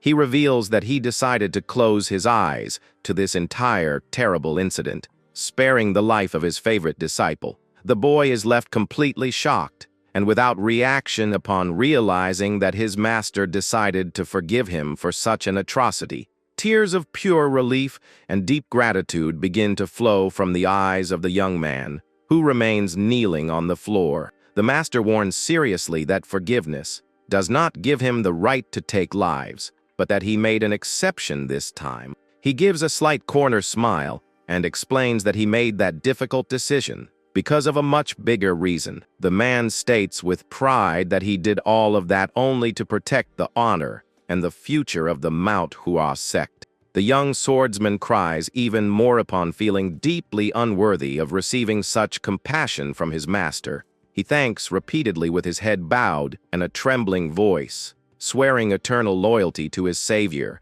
The experienced elder just listens to his disciple's desperate sobs while letting out another heavy sigh. Suddenly, he asks curiously what the names of those people the boy claimed to have eliminated in the village were.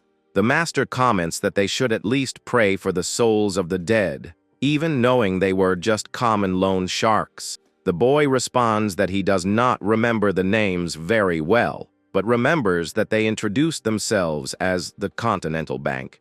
The elder continues with his back turned, hearing the disciple's response without demonstrating any immediate reaction of surprise.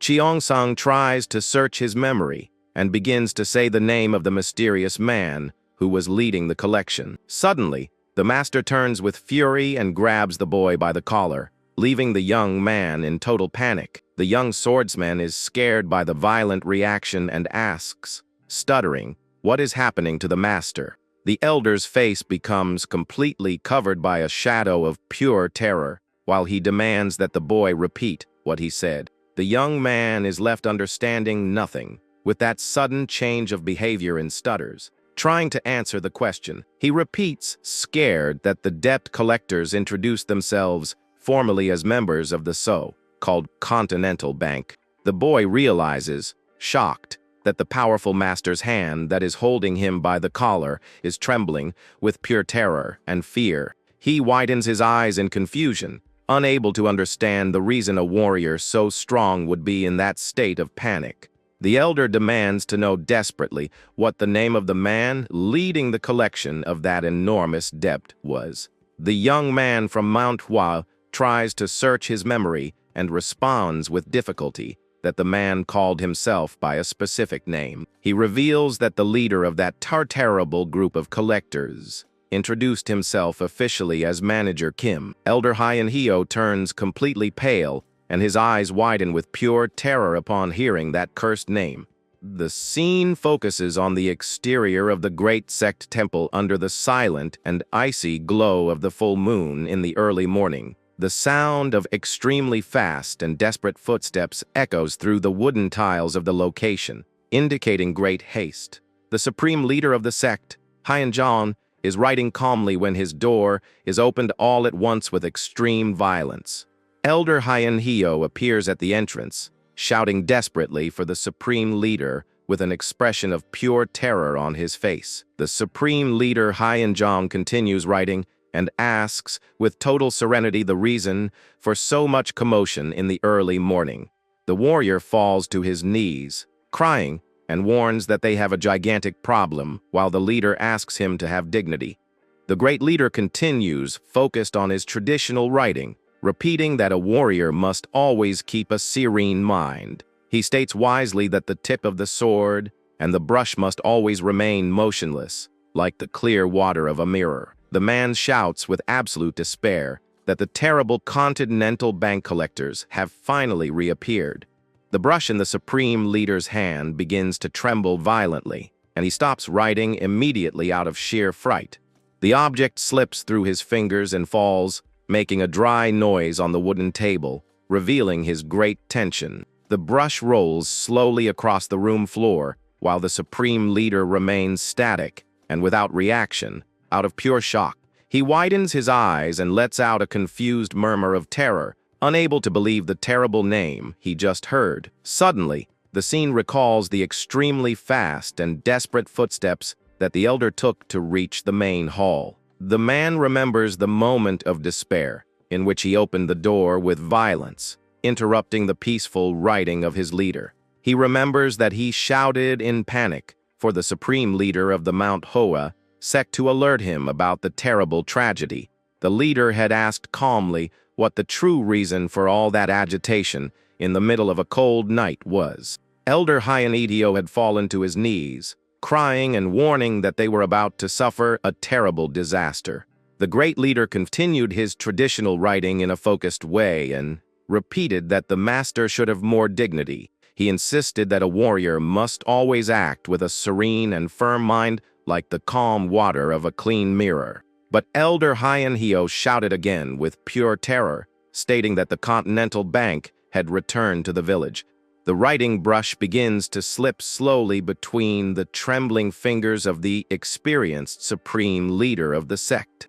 The object finally falls with force onto the wooden table, breaking the silence of that training hall. The brush continues rolling slowly across the table, while the two leaders remain paralyzed in absolute panic. A deadly and frightening silence takes over the entire great hall while they try to process the terrible news. The Supreme Leader of the sect sweats cold and remains with his lips pressed shut, unable to say a single word out of fright. He gulps with extreme difficulty, feeling as if his own heart were about to stop from so much fear. The man asks, tremblingly, the reason for that bank reappearing, and what they would have to do with the Manhwa sect. The elder reveals desperately that Cheong Sang confessed to killing the Dept collectors of the powerful Continental Bank. Hyenjong widens his eyes in terror and turns completely pale upon hearing about the terrible foolishness committed by the boy. He rises in a jump and asks, desperately, if those people from the bank were really eliminated for real. The leader of Manhwa murmurs in terror, repeating to himself that his favorite disciple killed someone from the legendary bank. With the power of the Manhwa supreme emblem, the leader orders immediately the summoning of all the temple disciples. The training master is terrified upon realizing that the master decided to use the emblem reserved for the most severe orders. The supreme leader demands that they bring the boy to his presence to hear every detail about how he eliminated the victims. The master rises, decided, and walks to the secret cabinet to collect the most important war relics. Elder Yahello watches him in silence with his fist closed, trembling with terror upon thinking about the danger that is approaching. The man clenches his fingers with force and wonders, terrified, if the collectors were really those two monsters. The supreme leader of Manhwa maintains a somber and very worried look, focused on the open window of his chamber. Few people in the sect still remember the terrible Continental War, and the Supreme Leader is one of the rare survivors. The memory of the past brings the image of a disciple crying and covered in blood in the middle of the chaos of a great fire. The survivor boy appeared kneeling on the ground, surrounded by flames of fire that consumed the entire sect temple. The leader would never be able to forget the massacre of the past that left dozens of warriors dead, scattered throughout the courtyard. He revives in his mind the terrible vision of a single man transforming the entire majestic sect into a desolate land. He sweats cold from panic upon remembering the overwhelming power of that monster that almost extinguished his warrior's lineage. The training master says that he is not sure but warns that things will be terrible if the collectors are the same ones. The Supreme Leader grinds his teeth from so much rage and panic upon realizing that the future of his sect is in great danger. He looks at his subordinate with an expression of pure seriousness and orders with urgency that he hurry with the task. The master knows very well that the survival and the existence of the Manhwa sect itself are at stake from now on. In the great central courtyard of the temple, dozens of warriors begin to align quickly under the pale glow of the moon. The disciples begin to whisper among themselves in total panic, trying to understand the reason for that emergency summoning. The agitation and the whispers of worry continue to spread with speed through all the lines of combatants. One of the disciples appears panting and quite scared after running in a hurry to join his training group. He asks, irritated, what is happening? And his friend responds that he has never seen an emergency summoning like that one. Warriors begin to speculate if the terrible demonic cult is invading the temple, leaving everyone quite tense. In the sect's history, such a sudden night call only occurred in cases of direct invasion by powerful enemy forces. The disciples remain in absolute silence when they hear the firm steps of the leaders approaching the great staircase. Supreme Leader descends the stone steps beside his strongest generals to face the entire army in the courtyard. The Supreme Leader of Manhwa appears imposing before all his disciples gathered in the courtyard. He wears an extremely serious and cold expression that leaves all the warriors in the location quite tense. The sect's disciples stare at each other, confused and scared upon realizing the drastic change in the temple's climate. Hyeonjong's gentle expression disappeared completely and gave way to a rigid and merciless look of rage. The entire Manhwa sect remains in absolute silence before the intimidating presence of their masters. The Supreme Leader breaks the night's silence and calls coldly the name of the young disciple, Cheongsang. Hyeonjong orders with a firm and threatening voice that the boy take a step forward before the entire sect. Cheongsang gulps, feeling an immense dread take over his entire body at that instant. The young man walks slowly toward the stone staircase under the curious stares of the other warriors. Boy bows with respect, trying to maintain calm before his supreme master's judgmental look, greets the leader with a voice trembling from nervousness, and asks the reason for having been called so late. Suddenly, the Supreme Leader advances with fury and delivers a violent blow directly to the disciple's face. The boy is thrown against the stone floor, while the master curses him with a deep and visceral hatred. Hyeonjong shouts, infuriated, asking if the boy has any idea of the gravity of the mistake he committed in the village. The leader kicks the fallen boy without any mercy, making the young swordsman scream from pain in the middle of the courtyard. Cheongsang spits out a large quantity of blood from the violent impact of the attacks he is receiving. The master shouts furiously, asking how he dared to touch someone from the feared and powerful Continental Bank. The boy continues to be struck on the cold floor, without managing to sketch any reaction to defend himself. The other disciples watch the scene, completely shocked and terrified by the leader's violence. One of the warriors sweats cold from nervousness upon hearing the name of the legendary Continental Bank being mentioned there. The elders run, desperate, to hold the Supreme Leader, warning that the disciple will end up dying. Completely insane with rage, the master shouts back, saying that it would be much better if the boy died. The masters try everything to calm Hyeonjong's spirits, while the boy remains fallen and bloodied. The sect leader pants heavily, trying to regain his composure while he is restrained by his generals.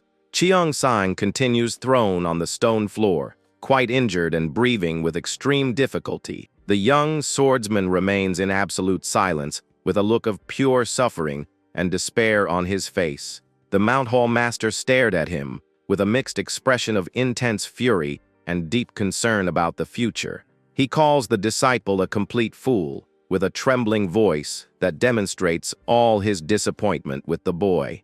Hyeonjong laments deeply and states that the boy's stupid attitude ruined the Manhwa sect. The boy cannot say anything and just cries in silence, lying on his own blood on the temple floor. He tries to stand up with difficulty, supporting his hands on the floor while he coughs up a lot of blood from so much pain. His trembling hands become stained with red, revealing the physical damage caused by the master's severe punishment. Cheongsang asks for forgiveness on his knees, admitting that he was very wrong to gamble and try to take other people's lives. But he confesses, crying, that he cannot understand the reason for so much panic because of mere loan sharks.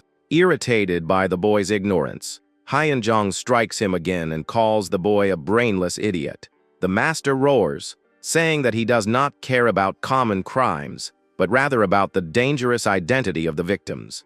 The young man holds his swollen face, not understanding the reason for his master, not caring about the act of killing itself. The leader tries to control his breath in the middle of the courtyard, while the tension increases between everyone present.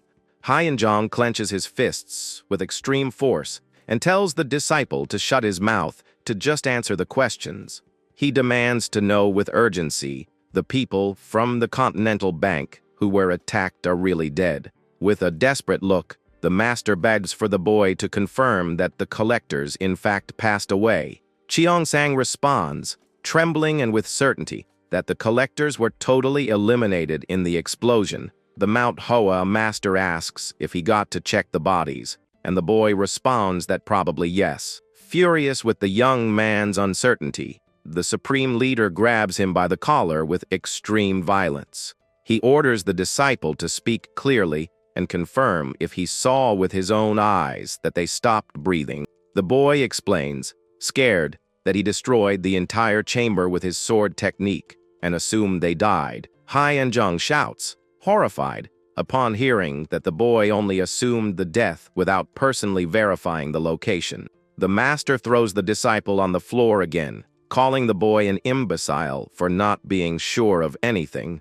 The supreme leader sweats from pure terror and asks what they will do if those people are still alive. He continues shouting in panic about the terrible consequences in case the collectors survived. Cheongsang feels that entire severe punishment is unfair for believing he did the right thing. He remembers with pride the moment when the old inn collapsed completely with his attack. The chamber's roof collapsed, and the solid wooden columns broke due to the strength of his technique. The boy thought that mere merchants would never manage to survive destruction of that magnitude. However, the experienced sect leader Hyeonjong sees that situation in a completely different way. With an extremely cold voice, the master states that it would have been better if the boy died under the rebel. He completes without any affection that the young man should have had his wrists cut in the illegal gambling house. The leader explains that the boy's humiliating death on the streets would be better than the total destruction of the sect. Only at that instant of despair does the young Cheong manage to realize the real gravity of his actions. The boy understands that those people he tried to assassinate were not simple tax collectors. They are beings so powerful and scary that they make even the supreme leader of Mount Hua tremble with fear. Hyeonjong decrees a state of maximum alert in the sect and orders the immediate evacuation of all visitors. The disciples shout in unison, accepting the urgent orders, while the tension spreads through the temple. The entire combat force mobilizes quickly to protect the temple's main entrances on the mountain. While the young defeated man cries on the floor, the warriors report that the rear gate and the paths were sealed. All the elite swordsmen are positioned at the mountain's main entrance, under the cold glow of the early morning. The boy cries and wonders, desperate, how things reached such a terrible and no return point. The supreme leader closes his eyes with regret and says in a melancholy way for the boy to pray with all his soul. He tells the young man to pray fervently that the collectors in fact died with the cowardly attack. One of the sentinels blows the great horn, emitting a loud sound that echoes throughout the dark valley. The alarming sound crosses the silent temple corridors, leaving all the warriors in total alert. The training master sweats cold upon listening to the invasion warning signal, knowing that the danger finally arrived. A guard emerges running and reports, shouting, that the main gate detected a suspicious approach on the climb. The sentinel warns in panic that two mysterious people are climbing the mountain path calmly. Cheong-sang listens to the report on the hall floor and begins to sweat from terror upon thinking about the invader's identity. He wonders, terrified, if the debt collectors really managed to survive that explosion. The wind blows strongly through the hill's trees, scattering several cherry blossom petals through the dark air. Two silhouettes walk calmly along the beautiful, hard, packed dirt road, surrounded by flowered cherry trees. The firm and determined steps of the invaders advance without demonstrating any hurry under the moonlight's glow. Manager Kim and his assistant Makrua walk side by side, demonstrating total serenity in enemy territory. The young man maintains an extremely peaceful expression, and a slight confident smile stamped on his face. Beside him, the beautiful assistant focuses her gaze on the enormous sect temple that emerges right ahead on the hill. The Manhwa sentinels point their weapons and demand in a loud voice that the two strangers stop at that same hour. The guard shouts that the sect is entirely closed to external visitors by direct orders from his master. He orders the invaders to declare their names and reveal the true reason for climbing the sacred mountain. The bank manager just smiles with closed eyes, maintaining a totally unshackable posture before the weapons. A short and tense silence settles in the courtyard while the leaves and flowers continue flying with the soft wind. The young man finally introduces himself as Manager Kim, official representative of the powerful Continental Bank. He opens his eyes with a frightening glow and reveals calmly that he came to collect a balance from Mount Hoa. The scene returns to the village, revealing the totally destroyed inn and covered by a dense smoke. Several local residents gather around the ruins, trying to understand what caused that terrible accident. The crowd speculates, scared if the Imperial Army decided to fire its war cannons against the city. Others believe that the village was invaded by violent barbarians due to the critical state of the destruction. The interior of the collapsed inn displays an enormous quantity of wooden beams and dust accumulated on the floor. Under all those heavy rubble, the young assistant lets out a low groan of pure pain and fatigue. She opens her eyes slowly and realizes that her boss used his own body to protect her from the collapse. Makrua is extremely shocked to note that the bank manager prevented her from being crushed by the roof. Manager Kim stares at her with total tranquility and asks gently if his employee is fine. The young woman confirms, stuttering, that she is entirely unharmed, and the young man smiles, relieved by having managed to save her. He rises, throwing the rebel to the side with ease, while she observes him sitting on the destroyed floor. Makrua asks for forgiveness on her knees to her boss for believing that she caused all that enormous destruction. Manager Kim tells her not to worry, stating that protecting the bank's assets is just a basic rule. He stares at her with tranquility under the moonlight's glow and adds that it'd be a great loss if the young woman got hurt. The young man remembers with sympathy that she is also considered a very valuable asset to the powerful Continental Bank. The assistant is totally surprised and with blushed cheeks upon hearing that unexpected declaration from the boss. He extends his hand to help her stand up and warns cheerfully that now the moment has arrived for them to return to work. The two continue climbing the peaceful mountain toward the great temple surrounded by beautiful pink cherry blossoms. The watchmen at the main entrance begin to sweat cold from extreme nervousness upon seeing the two collectors approach. They whisper tremblingly, trying to confirm if they really heard the mention of the scary and legendary Continental Bank. Suddenly, the great wooden door opens all at once, revealing an imposing figure that emerges from the shadows. The mysterious man who appears before the visitors is none other than the powerful Mount Hoa elder Yahello. The gate guards sigh, relieved, and shout with joy upon seeing the arrival of their respected training master. The elder descends the temple's stone staircase calmly under the attentive and curious look of the two bank collectors. Yahello joins his hands in a traditional sign of deep respect, preparing himself to start the official conversation. He greets the visitors politely and introduces himself formally as one of the most experienced elders of Mount Hoa. The sentinels stand open, mouthed, and without reaction upon seeing such an important master treat loan sharks with so much courtesy. No one there manages to believe the unbelievable sight of a sacred elder bowing before mere collectors. Manager Kim smiles from ear to ear and says that he feels extremely honored with such a warm and kind reception. The Manhwa master asks the young man not to worry about formalities and maintains a serious and imposing posture.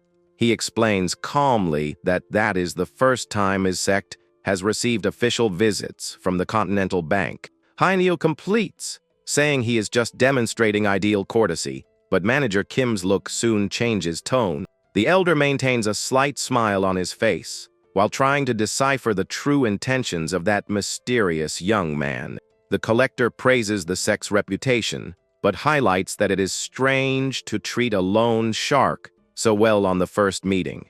Yahello narrows his eyes and remains in absolute silence upon realizing a crucial inconsistency in his words. He remembers that 30 years ago, a terrible collector from the same bank invaded the temple and massacred dozens of disciples.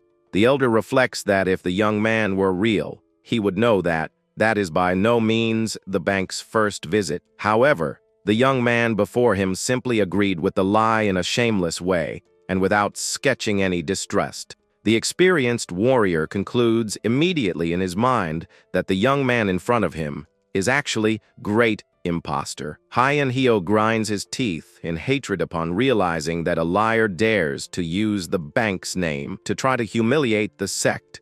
He turns his back with agility, deciding to change strategy to deal with the threat of those two invaders. The elder invites the visitors to enter the temple, stating that it would not be polite to continue talking at the gate. Yahello resolves to act with caution, so as not to repeat Cheongsang's mistakes, but swears he will make the culprit pay dearly later. The silence of the mountain temple is broken only by the soft light of the lanterns that illuminate the wooden courtyards. Meanwhile, in the meeting hall, the masters walk from one side to the other, sweating from deep nervousness and total panic. The supreme leader Hyenjong repeats the name of the Continental Bank several times without managing to contain his fear of the past. He wonders with terror if those monsters from the past really decided to return to the sacred sect's lands. The old man remembers with sadness that after the terrible massacre of 30 years ago, the bank had vanished without leaving clues. Since that dark day, no one has ever heard about the collectors again, or found any trace of them in the world. He tries to understand what is the true reason for that mysterious group to rear suddenly after so much time. The master laments deeply that precisely one of his disciples has gotten himself into a debt with these lone sharks. Hyenjong takes slow and heavy steps through the meeting hall, feeling the weight of a great responsibility on his shoulders. He questions himself if that terrible event is just an unhappy coincidence or the beginning of a new tragedy.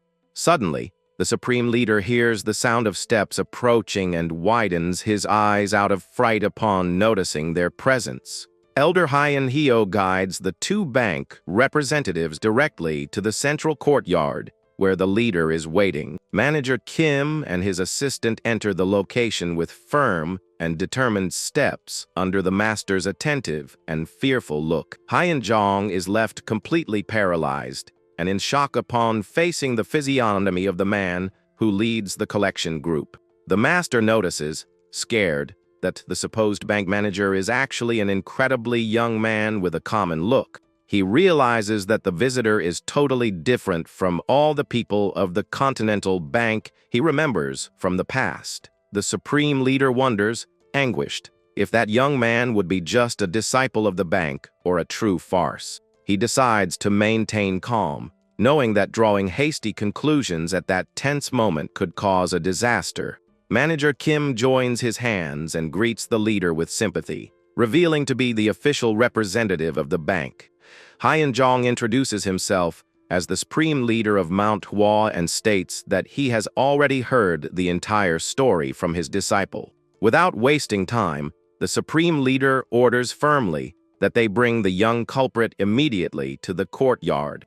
2 warriors bring the young Chung Sang, totally injured and with his head bowed, before all those present. The boy appears with his face quite swollen and full of shame for the serious consequences of his acts yesterday. Manager Kim smiles with mockery upon seeing the debtor and comments with irony that his physical appearance is not very good. Cheong-sang panics totally upon realizing that the collector survived perfectly to his mortal energy cut. The Mount Hoa master reprimands the injured disciple and demands severely that he apologize at that same hour. The young swordsman widens his eyes in terror, unable to utter any word before that humiliation.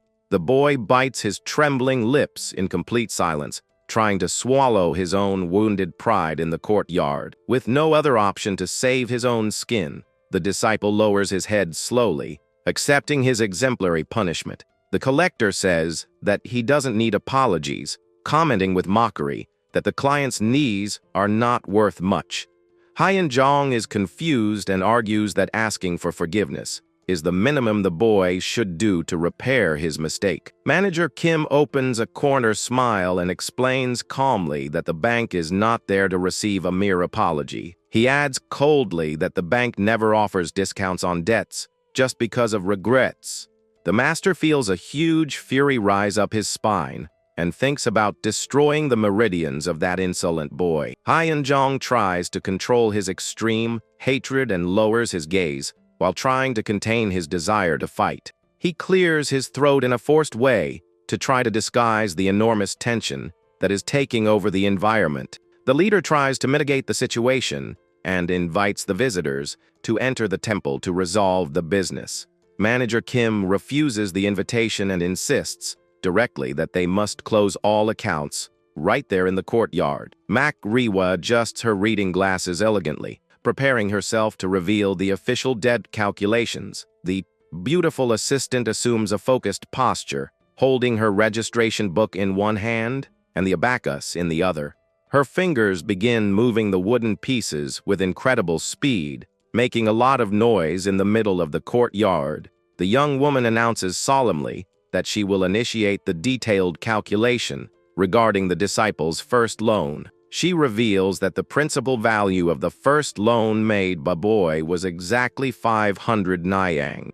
The assistant adds coldly that the accumulated interest value for this first round is 1,000 Nyang of silver. The disciples around jump in fright upon listening to the abusive interest collection made by the employee. Next, she moves to the analysis of the second loan, reminding of the young warrior's moment of pure greed. The girl calculates the principal of 1,000 Nyang added to 2,000 Nyang of interest, besides various extra late fees. She hits the abacus pieces with force to finalize the count, leaving the sect's warriors extremely tense. The young woman prepares to announce the total value accumulated of all debts made by the Mount Hawa disciple. She reveals with a serious look that the final collection value of silver totals exactly 1,000 Nyang of silver. Cheong-sang turns completely blue with terror and trembles on his knees upon realizing the absurd size of that fortune.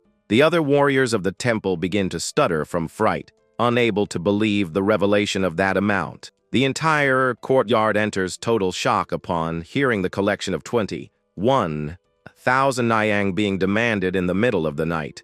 The disciple curses lowly and grinds his teeth in anger, feeling that his own life is about to fall apart. The boy thinks desperately that the bank's interest rate is much higher than the value he really took. Hyen Jong sighs, defeated, and orders with a trembling voice that they bring the money soon to pay the boy's debt. He reflects that although the amount is immense for the sect to pay, this value is a cheap price to avoid ruin. The supreme leader knows that they need to avoid any type of problem with the Continental Bank collectors. But Manager Kim interrupts the master's plans and warns, smiling, that they forgot the most important part. The young man opens a malicious and somber smile, announcing that now the moment has arrived to collect the price of life. He demands an extra fee of 10,000 Nyang of gold as compensation for the assassination attempt made by the boy. All the disciples enter total despair upon realizing that the collection now must be done in gold coins. The value of 10,000 Nyang of gold far exceeds the entire accumulated annual budget of the famous Mount Hoa sect. Hyeonjong realizes that the collector wants a fight and wonders if he should empty the temple's vaults or start a war. The master revives in his mind the panic of 30 years ago, feeling his heart beat fast from extreme nervousness. He reflects on the terrible consequences of turning the powerful bank agents into enemies of his sect. Suddenly, Elder Hyeonhyo approaches quickly and whispers something very important in the ear of his leader. The training master reports suspiciously that the boy agreed to an obvious lie at the gate and might be a fraud. The elder remembers that the boy accepted the lie at the gate with shamelessness, which proves he is just an imposter. The supreme leader widens his eyes and is left totally speechless by the suspicion raised by his training master. Hyeonjong asks, scared, if they are really fakes, and the elder says it is worth the risk because it is a lot of money. The sect master begins to sweat from nervousness while he reflects on whether he should really risk everything and face the collectors. He closes his eyes firmly and makes the definitive decision on how he will deal with the supposed invaders of the temple. The supreme leader opens his mouth with authority and orders aloud that his warriors form the sword barrier. Several disciples draw their shining blades at the same time, emitting a very loud metallic noise throughout the courtyard. The other warriors around also assume combat positions with their weapons ready to attack at any moment. The combatants' shoes hit the stone floor hard, preparing the ground for the execution of the formation. The two bank collectors are completely surrounded by the elite warriors of the traditional Mount Hoa sect. An immense amount of pink spiritual energy begins to rise from the body of one of the surrounded swordsmen. Mac Rewise, totally surprised to notice the sudden increase in spiritual energy around their opponents. She realizes with astonishment that the warriors' swords have red threads decorating their metallic hilts. The assistant realizes, shocked, that all the opponents there are elite warriors of the red plum blossom rank. The powerful sword formation is completed, forming large circles of pink energy that envelop the entire courtyard. The supreme leader watches the start of the attack in silence with an extremely cold and imperturbable countenance.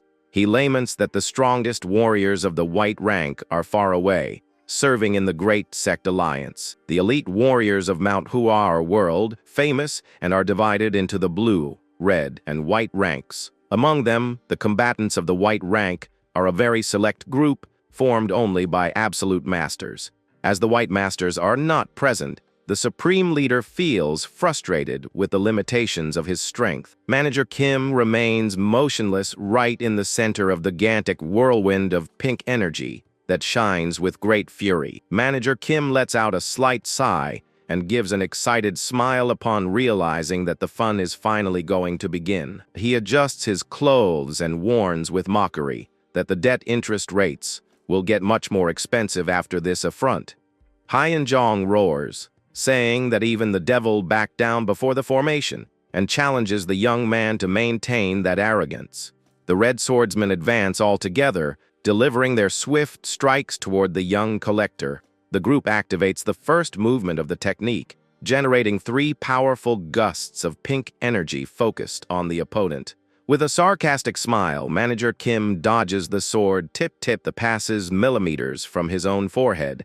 He performs circular movements, generating an explosion of energy that completely dissipates the enemy attack. The banker releases a strong circular shockwave that propagates quickly throughout the entire courtyard area. The elite warriors are thrown far away violently, spitting blood and groaning in pain from the impact of the strike. The great majority of Mount Ha's defenders collapse onto the stone floor, completely breaking the formation. Several disciples remain fallen and coughing up a lot of blood from so much pain after suffering the shock wave. The supreme leader goes into total shock and lets out a scream of terpon seeing his best warriors defeated. He sweats from nervousness upon realizing that the secret barrier created to contain absolute masters was broken in seconds. The master does not understand how his sect's greatest military pride was humiliated and overcome by a simple stranger. Elder Yahello turns completely pale upon realizing that that young man is actually an unbeatable monster. Fear spreads through the temple while everyone understands that Manager Kim is truly the most dangerous creature. Desperate, the supreme leader roars, ordering the warriors to get up and redo the barrier immediately. He shouts with all his strength, saying that they must give their lives to prevent the invader from leaving there alive. The disciples advance with blind fury while the master roars that the future of the sect will be destroyed if they fail. The young man just gives a mocking smile and lets out a slight sigh before his opponent's useless insistence. Manager Kim warns that he will charge an extra danger fee from each of those clients from now on. Day dawns peacefully and sunny over the beautiful cherry trees that surround the sacred mountain. The bank assistant analyzes the day's accounts in silence with an expression of deep concentration. She asks her boss how much they still need to collect from the sect, adding yesterday's principal and the new interest. Manager Kim approaches from behind his employee and calls her with a very calm and serene voice. The young banker asks reflectively how much she thinks the life of a normal person is worth. He concludes, laughing, that 100,000 gold coins seems like a fair amount as compensation for attempted assassination. The young woman is left totally horrified and says that with that exorbitant amount, it would be possible to buy an entire sect. Manager Kim ponders, laughing, and suggests giving a friendly discount of only 10,000 gold coins to the debtors. The assistant realizes that the boss planned that entire collection situation in Manhwa from the beginning. She questions if the supreme leader would really hand over a fortune like that in a friendly way to them. Manager Kim responds, laughing, that if they refuse to pay, it is enough to take something valuable from the sect. She wonders, horrified, if the boss plans to steal all their internal energy, as he did with the demon leader. The girl knows that draining the energy of the entire Mount Hoao sect would make him the #1 enemy of the martial world. Manager Kim calls her calmly under the moonlight and asks if she knows what the true treasure of that sect is. The young man reveals with a corner smile that their biggest asset has no relation to money or power. The manager states seriously that the true treasure of the sacred sect is the time they have accumulated. He narrows his gaze in a mysterious way and prepares to explain a surprising concept. The banker states that the power accumulated by them challenges completely all common sense of the martial world. The elite warriors activate the second movement of the secret formation, initiating a dance of fierce slashes. One of the red swordsmen delivers a direct thrust, while the manager dodges the danger with lightness. The young man moves at high speed amidst the blows, leaving his opponents totally frustrated. An immense column of destructive energy is fired in the center of the courtyard to try to hit the invader. The violent spiritual impact destroys part of the temple walls, while the ground shakes with the explosion. The manager retreats, sliding smoothly while he dodges another cutting attack of red energy. The collector makes an incredibly agile leap in the air to pass over a gust of cutting energy, so several combatants attack in sequence, but the young man dodges all the blades in an impressive way. The entire courtyard is illuminated by the intense glow of the successive energy explosions of the allied attacks. Another gigantic wave of destructive power collides in the center of the courtyard, raising a lot of smoke and debris. The strong wind provoked by the battle tears pieces of wood and tiles from the sect's sacred structure. The Mount Hua leader watches the combat, perplexed and sweating cold from nervousness at how the actions are unfolding. He wonders, horrified, if the invader is really human upon seeing him dodge the blows with such ease. Desperate, he commands the remaining warriors to attack to gain time until the final formation is ready. The remaining swordsmen assume positions with their weapons, ready to fight until their last breath. Dozens of new warriors run toward the center of the courtyard, shouting in unison to contain the enemy. Manager Kim looks to the side and lets out a tired sigh upon seeing the persistent insistence of that crowd. He just takes a slight step forward with his boot, concentrating a large amount of energy under his foot. The young man's violent stomp generates an enormous blue shockwave that breaks the ground and throws the opponents far away. The elite warriors are thrown upward violently in a humiliating way before their master. The disciples shout in despair upon realizing that they can do absolutely nothing against the banker.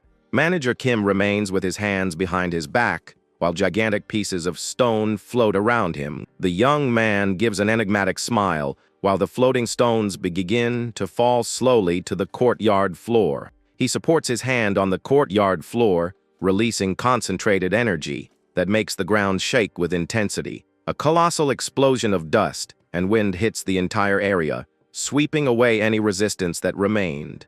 The remaining warriors are dragged backward by the full force of the wind, losing their footing entirely. One of the swordsmen shouts, horrified, upon realizing that they would never have any chance against that monster. The young man is hit directly in the face by a strong invisible gust, being knocked out the same instant. He collapses unconscious with a bloodied mouth, while several stones and debris float around him. The defeated warrior falls on his back in the sect's courtyard, leaving his companions in absolute panic.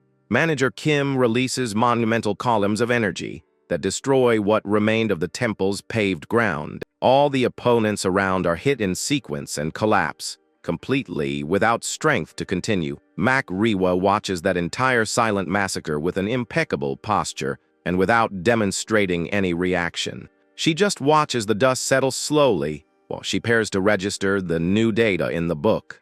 The courtyard of the Mount Temple is covered by dozens of bodies of warriors knocked out on the stone floor. Manager Kim mocks the weakness of the current sect and criticizes the master for sending inexperienced youths to the fight. Suddenly, the young man's look becomes serious upon feeling a new, extremely powerful fluctuation of energy in the air. A colossal plum blossom opens in the night sky, giving start to the third movement of the secret technique. The young collector opens a malicious smile upon realizing that that was the final card they were preparing. He assumes a firm combat posture and prepares to receive the most powerful attack of the famous sect. Manager Kim extends his left hand calmly, approaching the powerful, shining blade of energy. With a precise movement, he grabs the sharp blade of energy, using only the strength of his own bare hand. He remains standing with a calm countenance, while he holds the large sword of pure golden spiritual energy. The sect leader opens his mouth in complete shock upon witnessing that impossible scene right before his eyes. The Manhwa master shouts, terrified, to see the young man hold the strength of the sacred sword with his left hand. The young banker displays a mocking smile, showing that the enemy power is nothing more than a simple game. With a slight movement of his fingers, he breaks and dissipates all that colossal energy in a fraction of a second. The young man's powerful counterattack slices the magic barrier in half with a thud of cutting energy through the courtyard. The elite warriors and the elders shout, desperate, upon seeing their greatest military pride being torn to pieces. Panic spreads through the ranks of the sacred sect, while the disciples stare at the relentless strength of the youth.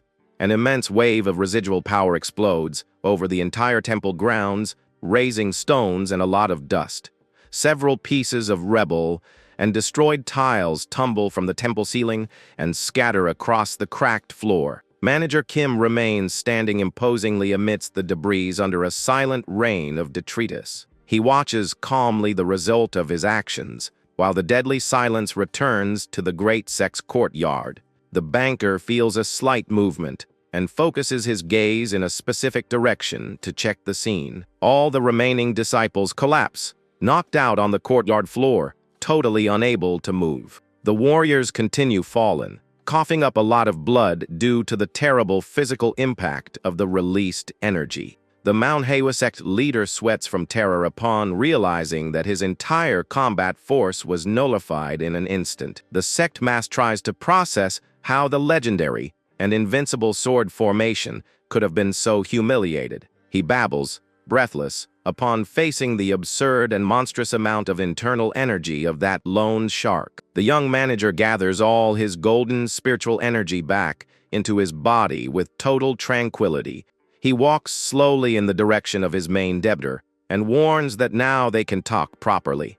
The banker stops right before the old sect master, who trembles with terror at that intimidating approach. The youth opens a threatening smile and asks in a gentle way if they can begin settling the accounts. The leader of Manhwa feels a drop of cold sweat run down his face before that relentless collection. The sect master remains in absolute silence, not knowing what to do to save the future of his temple. He grinds his teeth in pure bitterness and regret upon realizing that the situation is totally lost. The old leader wonders in panic if he made the worst possible decision by choosing to fight the collector. He reflects if the consequences would have been much smaller had he not tried to resist the collection. He questions himself if it would have been better to simply hand over the sinful disciple to bear the debts. The master looks at his fallen disciples and wonders if his sect's destiny would be different now. The young bank manager lets out a slight sigh of boredom while he awaits an official response from his client. The banker responds calmly that perhaps yes, but says that there was a crucial detail in that scenario. He states seriously that the proud sect would never take that choice. Exactly like 30 years ago, the leader of Mount Hall widens his eyes upon realizing that the collector knows the sect's past perfectly. The scene recalls the terrible massacre of 30 years ago, when the sect chose to fight and ended up devastated. The supreme leader enters complete despair upon realizing that the youth planned every detail from the beginning. He concludes that the plan consisted of sinking the disciple into debt to force the sect's violent reaction. The perfect trap began when the banker offered that huge amount of silver coins in the alley. He used the assassination attempt as the ideal excuse to invade the sacred temple without being bothered. The assistant was then able to collect the interest and abusive compensation under the pretext of protecting their assets.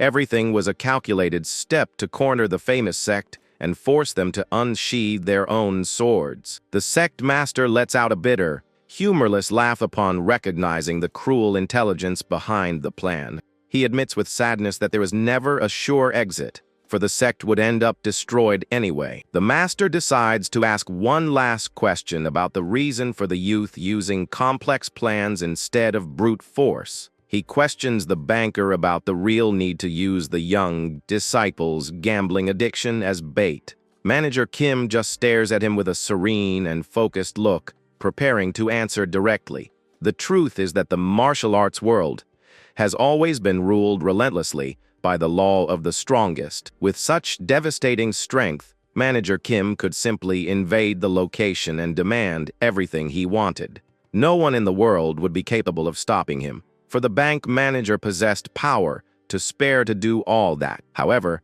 Manager Kim preferred to act differently. Instead of just using his absurd strength, he created a fictitious debt, established a legal justification, and forced Manhwa to strike the first blow. Hyunjong reflects that if the strong just robbed the weak by the rules of force, the world would be absolute chaos. He concludes, sadly, that without rules and limits, the world would be filled with suffering and the laments of the innocent. Suddenly, the old sect leader widens his eyes and is totally confused by the youth's reaction. Manager Kim laughs loudly, saying that stealing by force is the thing of bandits and that his bank is very honest. The sect master curses him mentally for doing exactly the same thing using just a cheap excuse. The manager tells his assistant to apply the risk rate and recalculate the total collection, while she types on the abacus. The continuous noise of the abacus wooden pieces being moved quickly leaves the Manhwa leader in agony. The old master bites his lips in terror, knowing that because they lost the fight, the final price rose drastically. The assistant adjusts her glasses and announces that adding the extra fees, the debt is now 50,000 gold coins. The other Manhwa leaders enter total despair and shout, scared at that impossible amount. The supreme leader begs, stuttering to Manager Kim, and admits that the sect simply does not possess all that gold. The collector opens a gentle smile and responds that he already imagined it would be difficult to realize payment up front. The youth proposes 2 alternative options for debt settlement, leaving the sect leader quite intrigued. Manager Kim smiles in a sadistic way and reveals that the first payment option would be using their own body. He clarifies that paying with the body means draining all the spiritual energy of every disciple who attacked him. The young elite warriors gulp and tremble on their knees on the floor, afraid of losing their abilities. The master asks what the second option would be, and the loan shark proposes handing over any item worth the same price.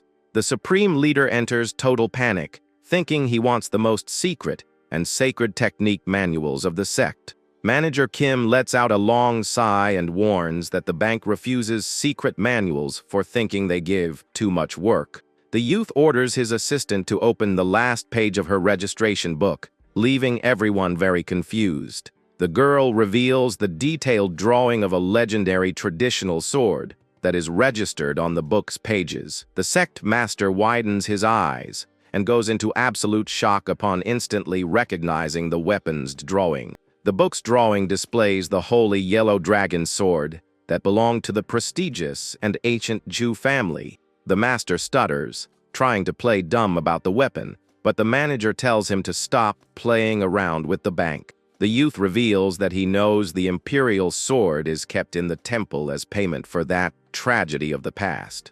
The supreme leader sweats from pure terror, wondering how that young banker has knowledge of such an intimate secret. The desperate master cries, offering his own sect leader token or the most secret manual to avoid the loss. He claims desperately that if the world knows of the loss of that imperial weapon, the sect will lose all its prestige. Manager Kim shuts the registration book lid with force and warns coldly that that is the bank's last offer.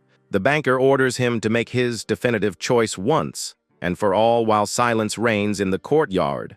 The sect master bows his head with an expression of deep defeat and humiliation before his collectors. He lets out a heavy sigh of resignation, finally understanding that he has no escape from that debt. He understands with sadness that from the very first instant, the true objective of that entire trap was the sword. With a weak voice, the master calls Elder High and Eo, and the man responds promptly, waiting for the definitive orders. The supreme leader orders with bitterness to bring the holy yellow dragon's sword to hand it over to the bankers. Moments later, the training master returns to the courtyard and holds out the legendary traditional weapon in Manager Kim's hands.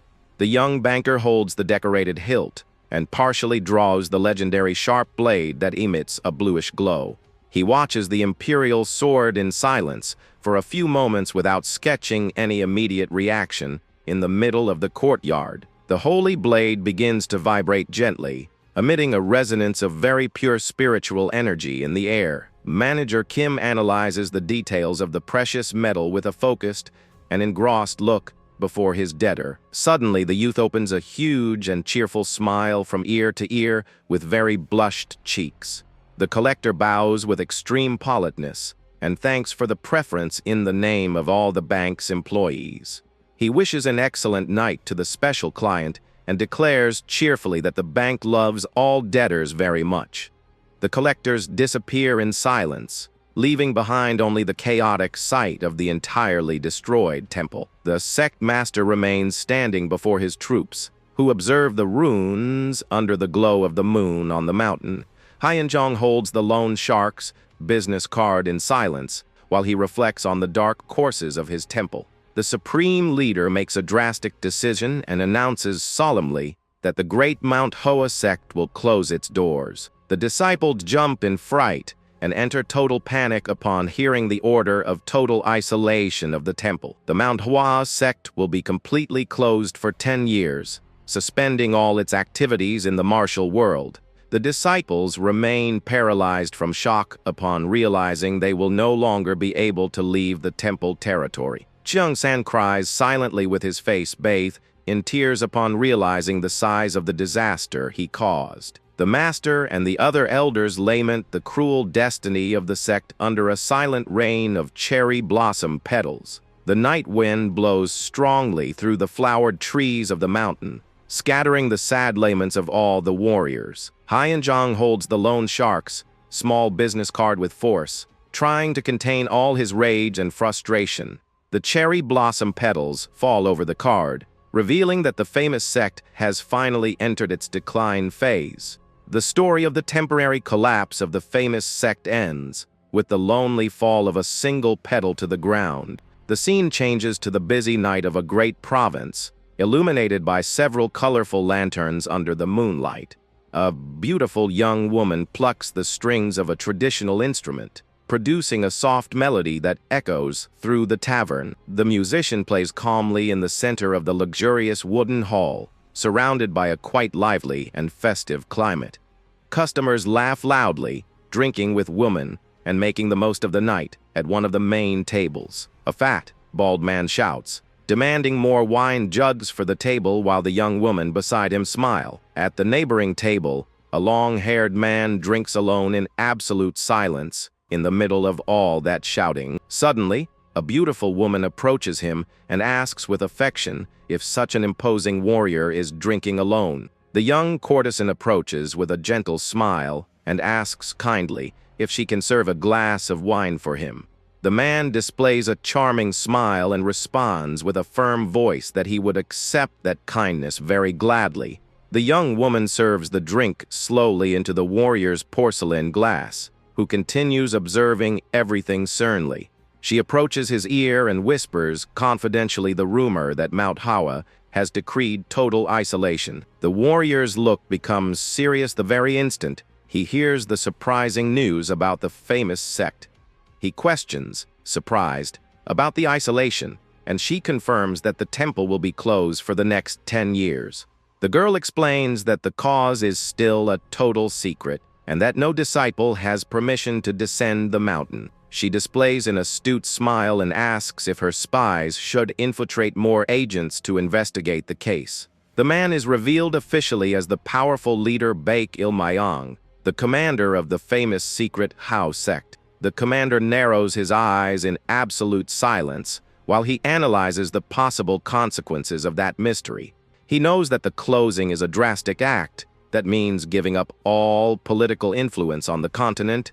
The courtesan proposes creating a base to spy on the location, but the commander immediately orders her to stop that. The leader orders coldly that all investigation into the Manhwa case be erased from the sect's records. The girl is confused by the boss's order, knowing that confidential information would be worth a great fortune. He warns severely that in the martial world, there are things much more terrifying than the pursuit of coins.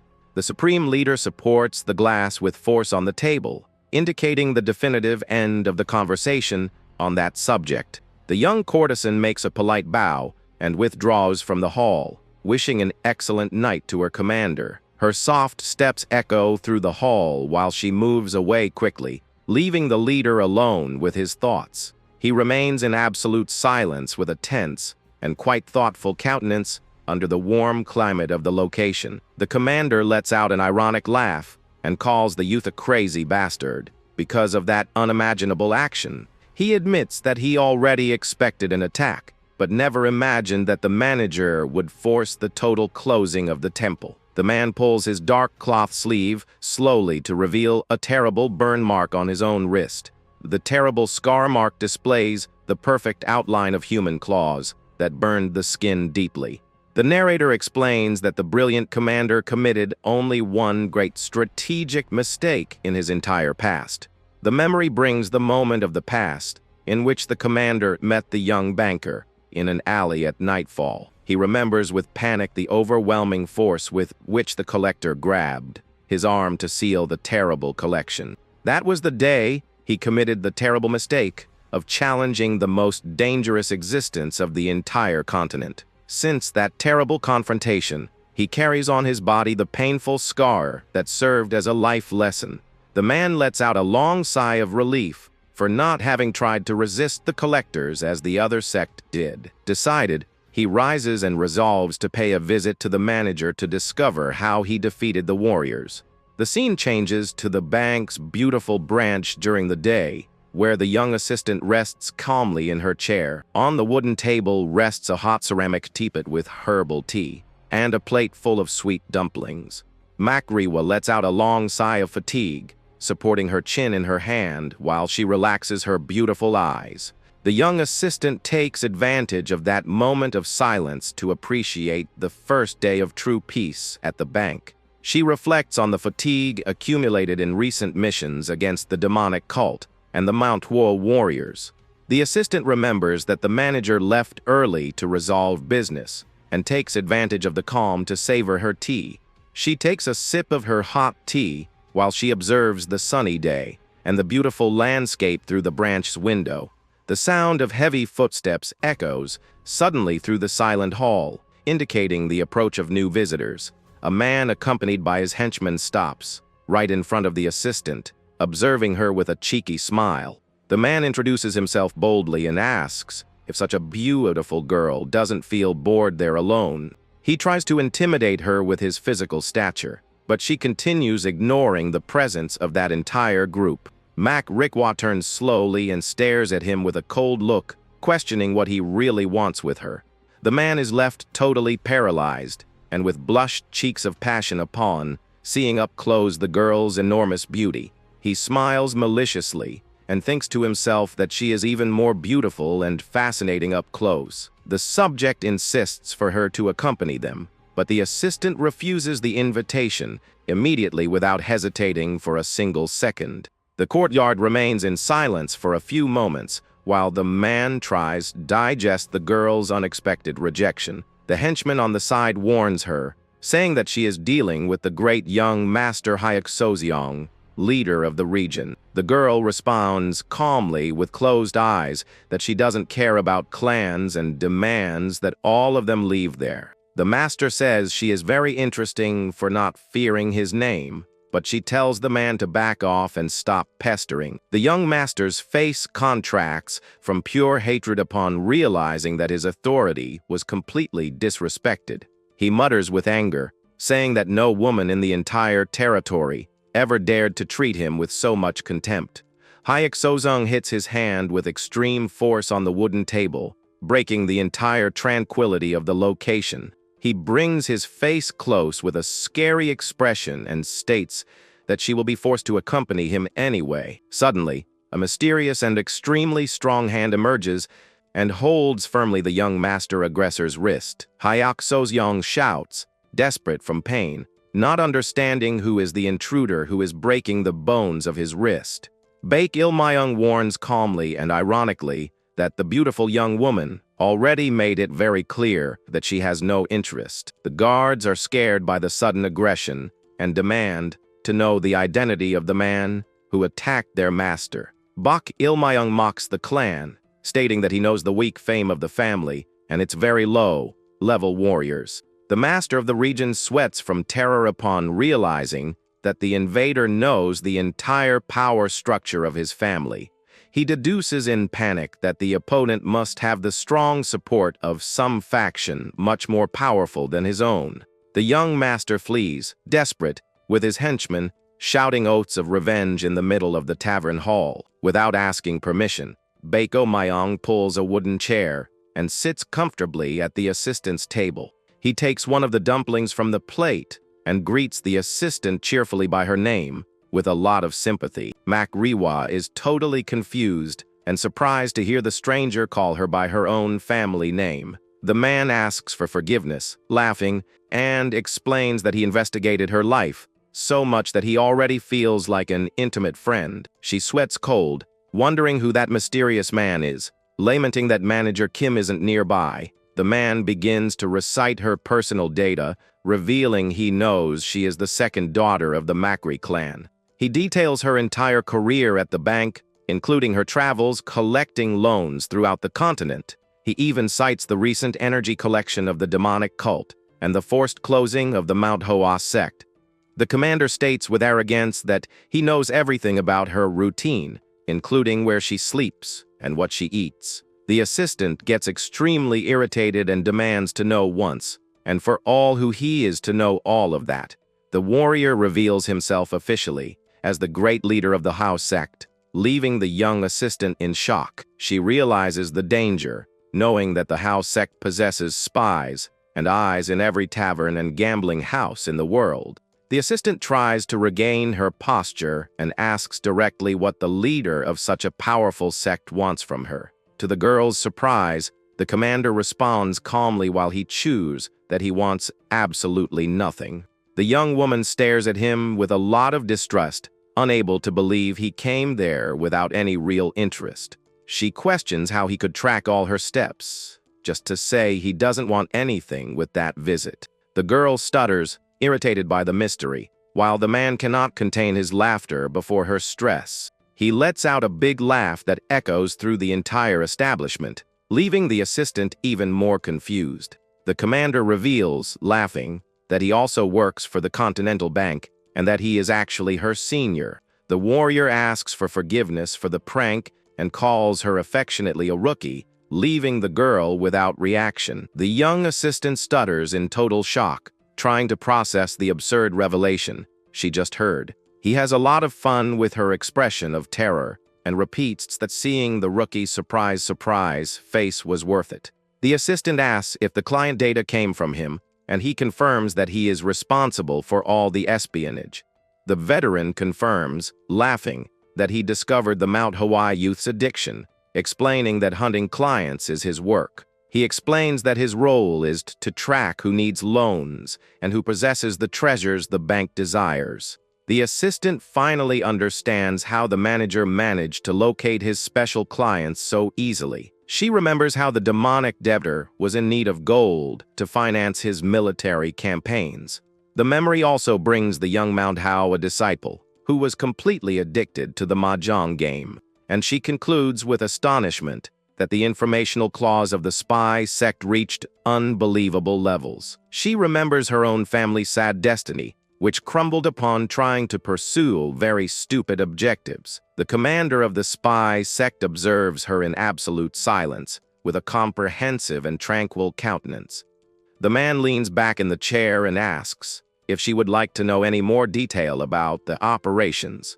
The assistant thinks for a few moments and confesses that she really possesses one last big doubt in mind. She remembers her constant doubts about the true identity and the monstrous strength of Manager Kim. The girl knows very well that her boss was never one to talk about himself or reveal details of his own past. Suddenly, she widens her eyes upon realizing that that is the perfect opportunity to unravel the secret. The young woman asks enthusiastically if the commander knows the past and hidden secrets of Manager Kim deeply.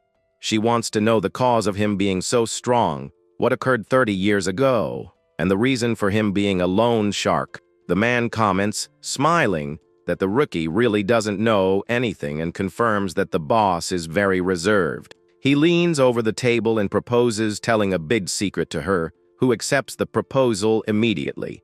The commander brings his face close to whisper the big truth, leaving the assistant extremely anxious. He speaks quietly while the boss's friendly face disappears in a comic way in her mind. At that instant, suddenly, the warrior enters total panic and begins to sweat from nervousness in the middle of his own revelation. The man forces a trembling and nervous smile, trying in every way to disguise the sudden panic. He gulps with extreme difficulty, feeling a terrifying and overwhelming presence arise in the location. He jumps in surprise and bows with deep respect upon seeing Manager Kim enter suddenly into the room. Manager Kim appears by surprise in the hall, maintaining a gentle smile and carrying the Imperial's sword at his waist. Manager Kim mocks the commander for investigating her meals, and the man tries to disguise it, laughing from nervousness.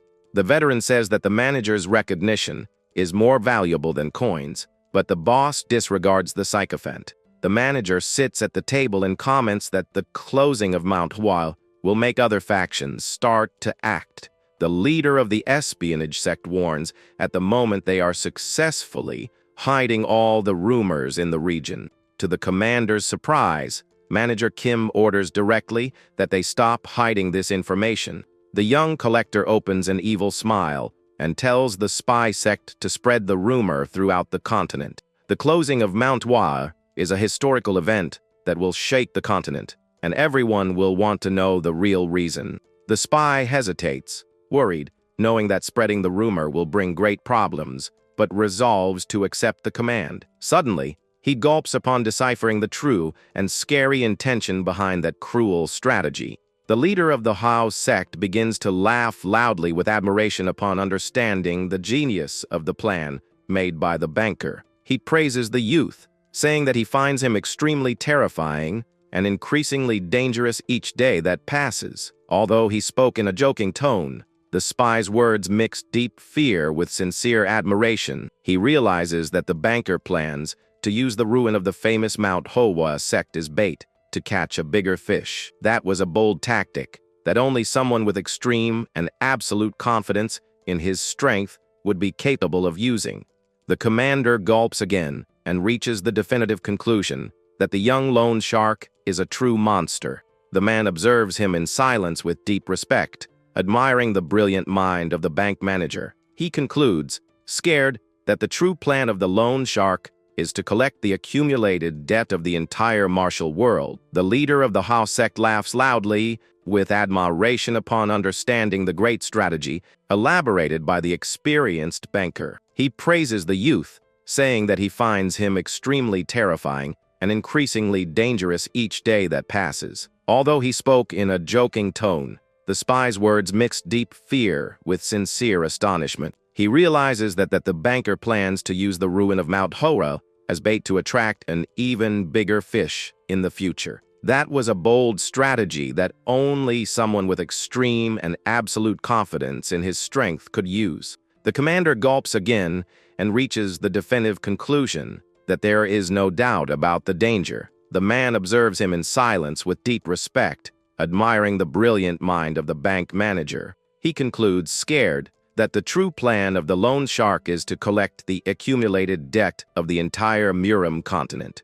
The scene shifts back to the beautiful traditional structures of the sacred Mount Hoa sect temple during the day. Several visitors and merchants find the main gates of the famous sect totally closed and guarded. The sentinel at the temple entrance orders dryly for the visitors to turn around immediately. He explains firmly that the Mount Hoa sect is officially in a period of absolute isolation. Even with the gates locked, a crowd of curious people continues to gather to comment on the rumors. Several martial artists and curious people try to unravel the secret, but end up being forced to turn back. One of the temple guards lets out a long sigh of fatigue due to the enormous work of containing the busybodies. The sentinel suddenly looks down and notices the silent approach of a quite ragged elderly man. The old beggar with long, torn robes and holding a bamboo staff stands before the great staircase. The guards get irritated with his presence and warn in a rude way that the temple is totally closed. They state they would love to give alms on ordinary days, but say that at the moment they cannot help in any way. The elderly man babbles quietly the phrase about the temple's isolation, seeming very thoughtful about the revelation. The beggar turns calmly, backs away, and begins to move away under the attentive looks of the two gate guards. The old beggar walks through the grass under the end of daylight, approaching the main temple silently. He wears an expression of deep seriousness upon confirming personally that in fact all the rumors were true. Meanwhile, inside the silent hall, a small pot of hot tea releases smoke on the wooden table. Manager Kim asks calmly the sect master if everything is running well at the bank's main branch. Bake states that the vault keeper is protecting everything, but Manager Kim warns him for finding him not very trustworthy. Mac Rewa is left totally paralyzed in her chair upon hearing the mention of a main branch of that bank.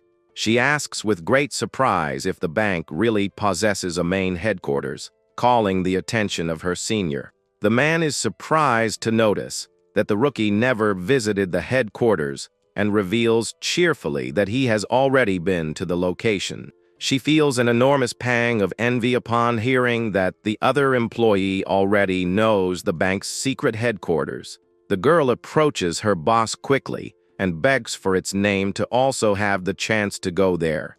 Manager Kim takes a sip of his tea with closed eyes and asks calmly if she would like to visit the location. The assistant opens a beautiful smile from ear to ear and responds with great enthusiasm that she really wants to know. The boss orders the spy to make the preparations for them all to travel together, leaving the girl very happy. The cold and silent night envelops the beautiful and imposing traditional constructions of the famous Mount Hoa sect. The dark wooden ceiling with checkered patterns reflects the calmness and loneliness that now reigns through the temple. Supreme Leader Hyenjong remains, sitting alone in the darkness of his chamber, illuminated only by a candle. The sect master supports his hands on his lap and maintains a countenance of deep fatigue amidst his meditation. He wonders with deep sadness how such a big tragedy could be repeated precisely in his generation. The narrator explains that although he was not the strongest warrior, he possessed virtue and loved his sect very much. He remains with his head bowed, reflecting on his responsibility and the terrible burden of guiding the warriors. He remembers the oath he made to never let the history of destruction repeat itself upon rebuilding the entire temple. But in the end, before the powerful Continental Bank, his entire effort seemed just like a fragile candle in the wind. The candle's small flame continues burning in the middle of the empty hall, representing the master's last hope. The fire oscillates gently over the melted wax, keeping the environment bathed in a melancholy atmosphere. Suddenly, the flame begins to tremble with great violence due to a mysterious draft in the room. The old beggar emerges by surprise into the dark room and comments ironically on the sect's decadent situation. The elderly man greets him friendly by name, revealing that they both know each other very well from ancient times. Hyenjong rises in a jump and asks, surprised, if the visitor is the legendary drunken beggar from his past. The old man sits cross-legged on the floor and jokes, complaining that the master gave him no coin of the day. The leader asks a forgiveness for the forced isolation and asks with curiosity what the true reason for the visit is. The elderly man says that the closing will call the attention of the entire continent and states that he couldn't stay put. The sect master remains in absolute silence with a countenance of pure apprehension before his old friend. The old beggar leans slightly forward and begins to formulate the decisive question of that night. He asks directly who was the terrible monster responsible for causing such a mess and closing the temple. The master hesitates to respond while the memories of the terrible combat against the collectors return to his mind. He remembers with panic the exact moment when all his warriors were thrown far away in a humiliating way. Hyenjong remembers with terror how his greatest techniques and military secrets were broken with ease. The beggar insists seriously for him to tell the truth and asks for what reason he refuses to give an answer. The supreme leader remains in absolute silence and with his back turned, staring at his own mistakes in the darkness of his room. The supreme leader Hyenjong remains in absolute silence with a countenance of pure tension on his face. He feels an enormous dread that the collector will appear again in the temple the second he says his name. His hands begin to tremble violently due to the extreme fear that already penetrated deeply into his bones. The old beggar observes him in silence with an analytical and extremely focused look before his friend's hesitation. The elderly man hits his bamboo staff with force against the wooden floor, breaking the entire silence of the room. The supreme leader jumps in fright and focuses his attention back on the beggar, who continues sitting before him. The visitor rises and says that he does not need to speak anything if he prefers to keep that secret for himself. Hyenjong remains with his eyes closed in absolute silence, feeling the weight and bitterness of that situation. He asks for forgiveness in a low voice and warns that because of the isolation, he will not be able to accompany him to the gate. The sect master wishes a good journey to the old beggar and asks him to take care on his wanderings. The wind blows gently under the night sky, scattering several cherry blossom petals through the surrounding mountains. The elderly man walks slowly back along the road surrounded by flowers, supporting himself firmly on his staff. He reflects proudly on his 85 years of life unraveling the world's greatest mysteries. He smiles with disdain when thinking about the absolute power of the mysterious enemy who managed to silence the powerful sect. The veteran stops on the dark trail and orders aloud that the spy squad reveal itself immediately. The sound of leaves moving echoes through the flowery tree tops with the swift descent of several warriors. Several shadows land in an extremely agile and silent way on the dirt ground of the forest. The agents kneel before the veteran and confirm promptly that they are ready to receive orders. He orders that his men investigate minutely every detail about the sudden closing of Mount Hoa. The spy in front guarantees, smiling, that they will find out even what the opponents ate on the day of the closing. The group of spies disappears in the blink of an eye, leaving only small clouds of dust on the ground. The elderly man lets out a hoarse and somber laugh, promising to track down the culprit of all that humiliation in the temple. He displays a scary glow in his eyes and swears that he will unmask the culprit's true identity. The scene shifts to the beautiful province of Huayan, surrounded by majestic mountains under the glow of the morning. The narrator explains that the dawn in the peaceful province of Huayan was very different from usual today. Dozens of ragged beggars from the alms sect were strategically positioned on every corner. Local merchants whisper, confused, about the large number of beggars that appeared through the city. One of his spies kneels before a merchant and begs humbly for a single coin. The man in purple grumbles, irritated by the request early on, and begins to search for some spare change in his robes. He throws the shining coin with his fingers and orders the beggar to stay away so as not to hinder his business. The disguised spy thanks him and promises to perform a special prayer in case the merchant has any wish. The man reveals, surprised, that the feared poisonous serpent gang simply vanished from the region last night. The resident celebrates, hoping that the gang never returns, while the spy pretends surprise beside him. The agent becomes extremely suspicious with the sudden disappearance of the guild that controlled the gambling houses. The merchant reveals that he heard that all the henchmen fled in the middle of the night with broken bones. He concludes astutely that there is an obvious connection between the gang's defeat and the closing of Mount Hoa. The spy says goodbye to the resident with a respectful bow and promises to pray that the criminals do not return. He runs at high speed through the dirt streets to transmit the new clue to his supreme leader. The market seller is scared to see a beautiful and mysterious woman walking in a very elegant way through the market. The beautiful courtesan from the Hao sect parades with her traditional silk robes under the attentive look of everyone on the street. The scene recalls in black and white the moment when the young Hao sect reported the news to its commander. She remembered with sweetness her efficient espionage tactics to obtain secrets in the middle of the night. The courtesan said goodbye politely to her master before leaving for her new mission in the local village. She asks if the false clues were delivered, and the spy confirms that she leaked the rumor about the local gang. The young woman lets out a mocking laugh, commenting on how the rival sect believes it knows all the secrets. The market sellers are actually members of the Hao sect who control all the true flow of information in the area. The beautiful spy moves away, laughing at the plan to deceive the beggars who continue spying in a clumsy way. She displays a victorious look, knowing that the control of information in the region belongs entirely to her clan. The sun rises bright and golden on the horizon, illuminating the majestic peaks of the province's mountains. The alms sect beggars surround and interrogate two disciples captured in the middle of the mountain forest. The young beggar questions the prisoners for hiding there while the rest of their gang fled. The two men kneeling on the ground cry, desperate, begging for their lives and stating they don't know anything.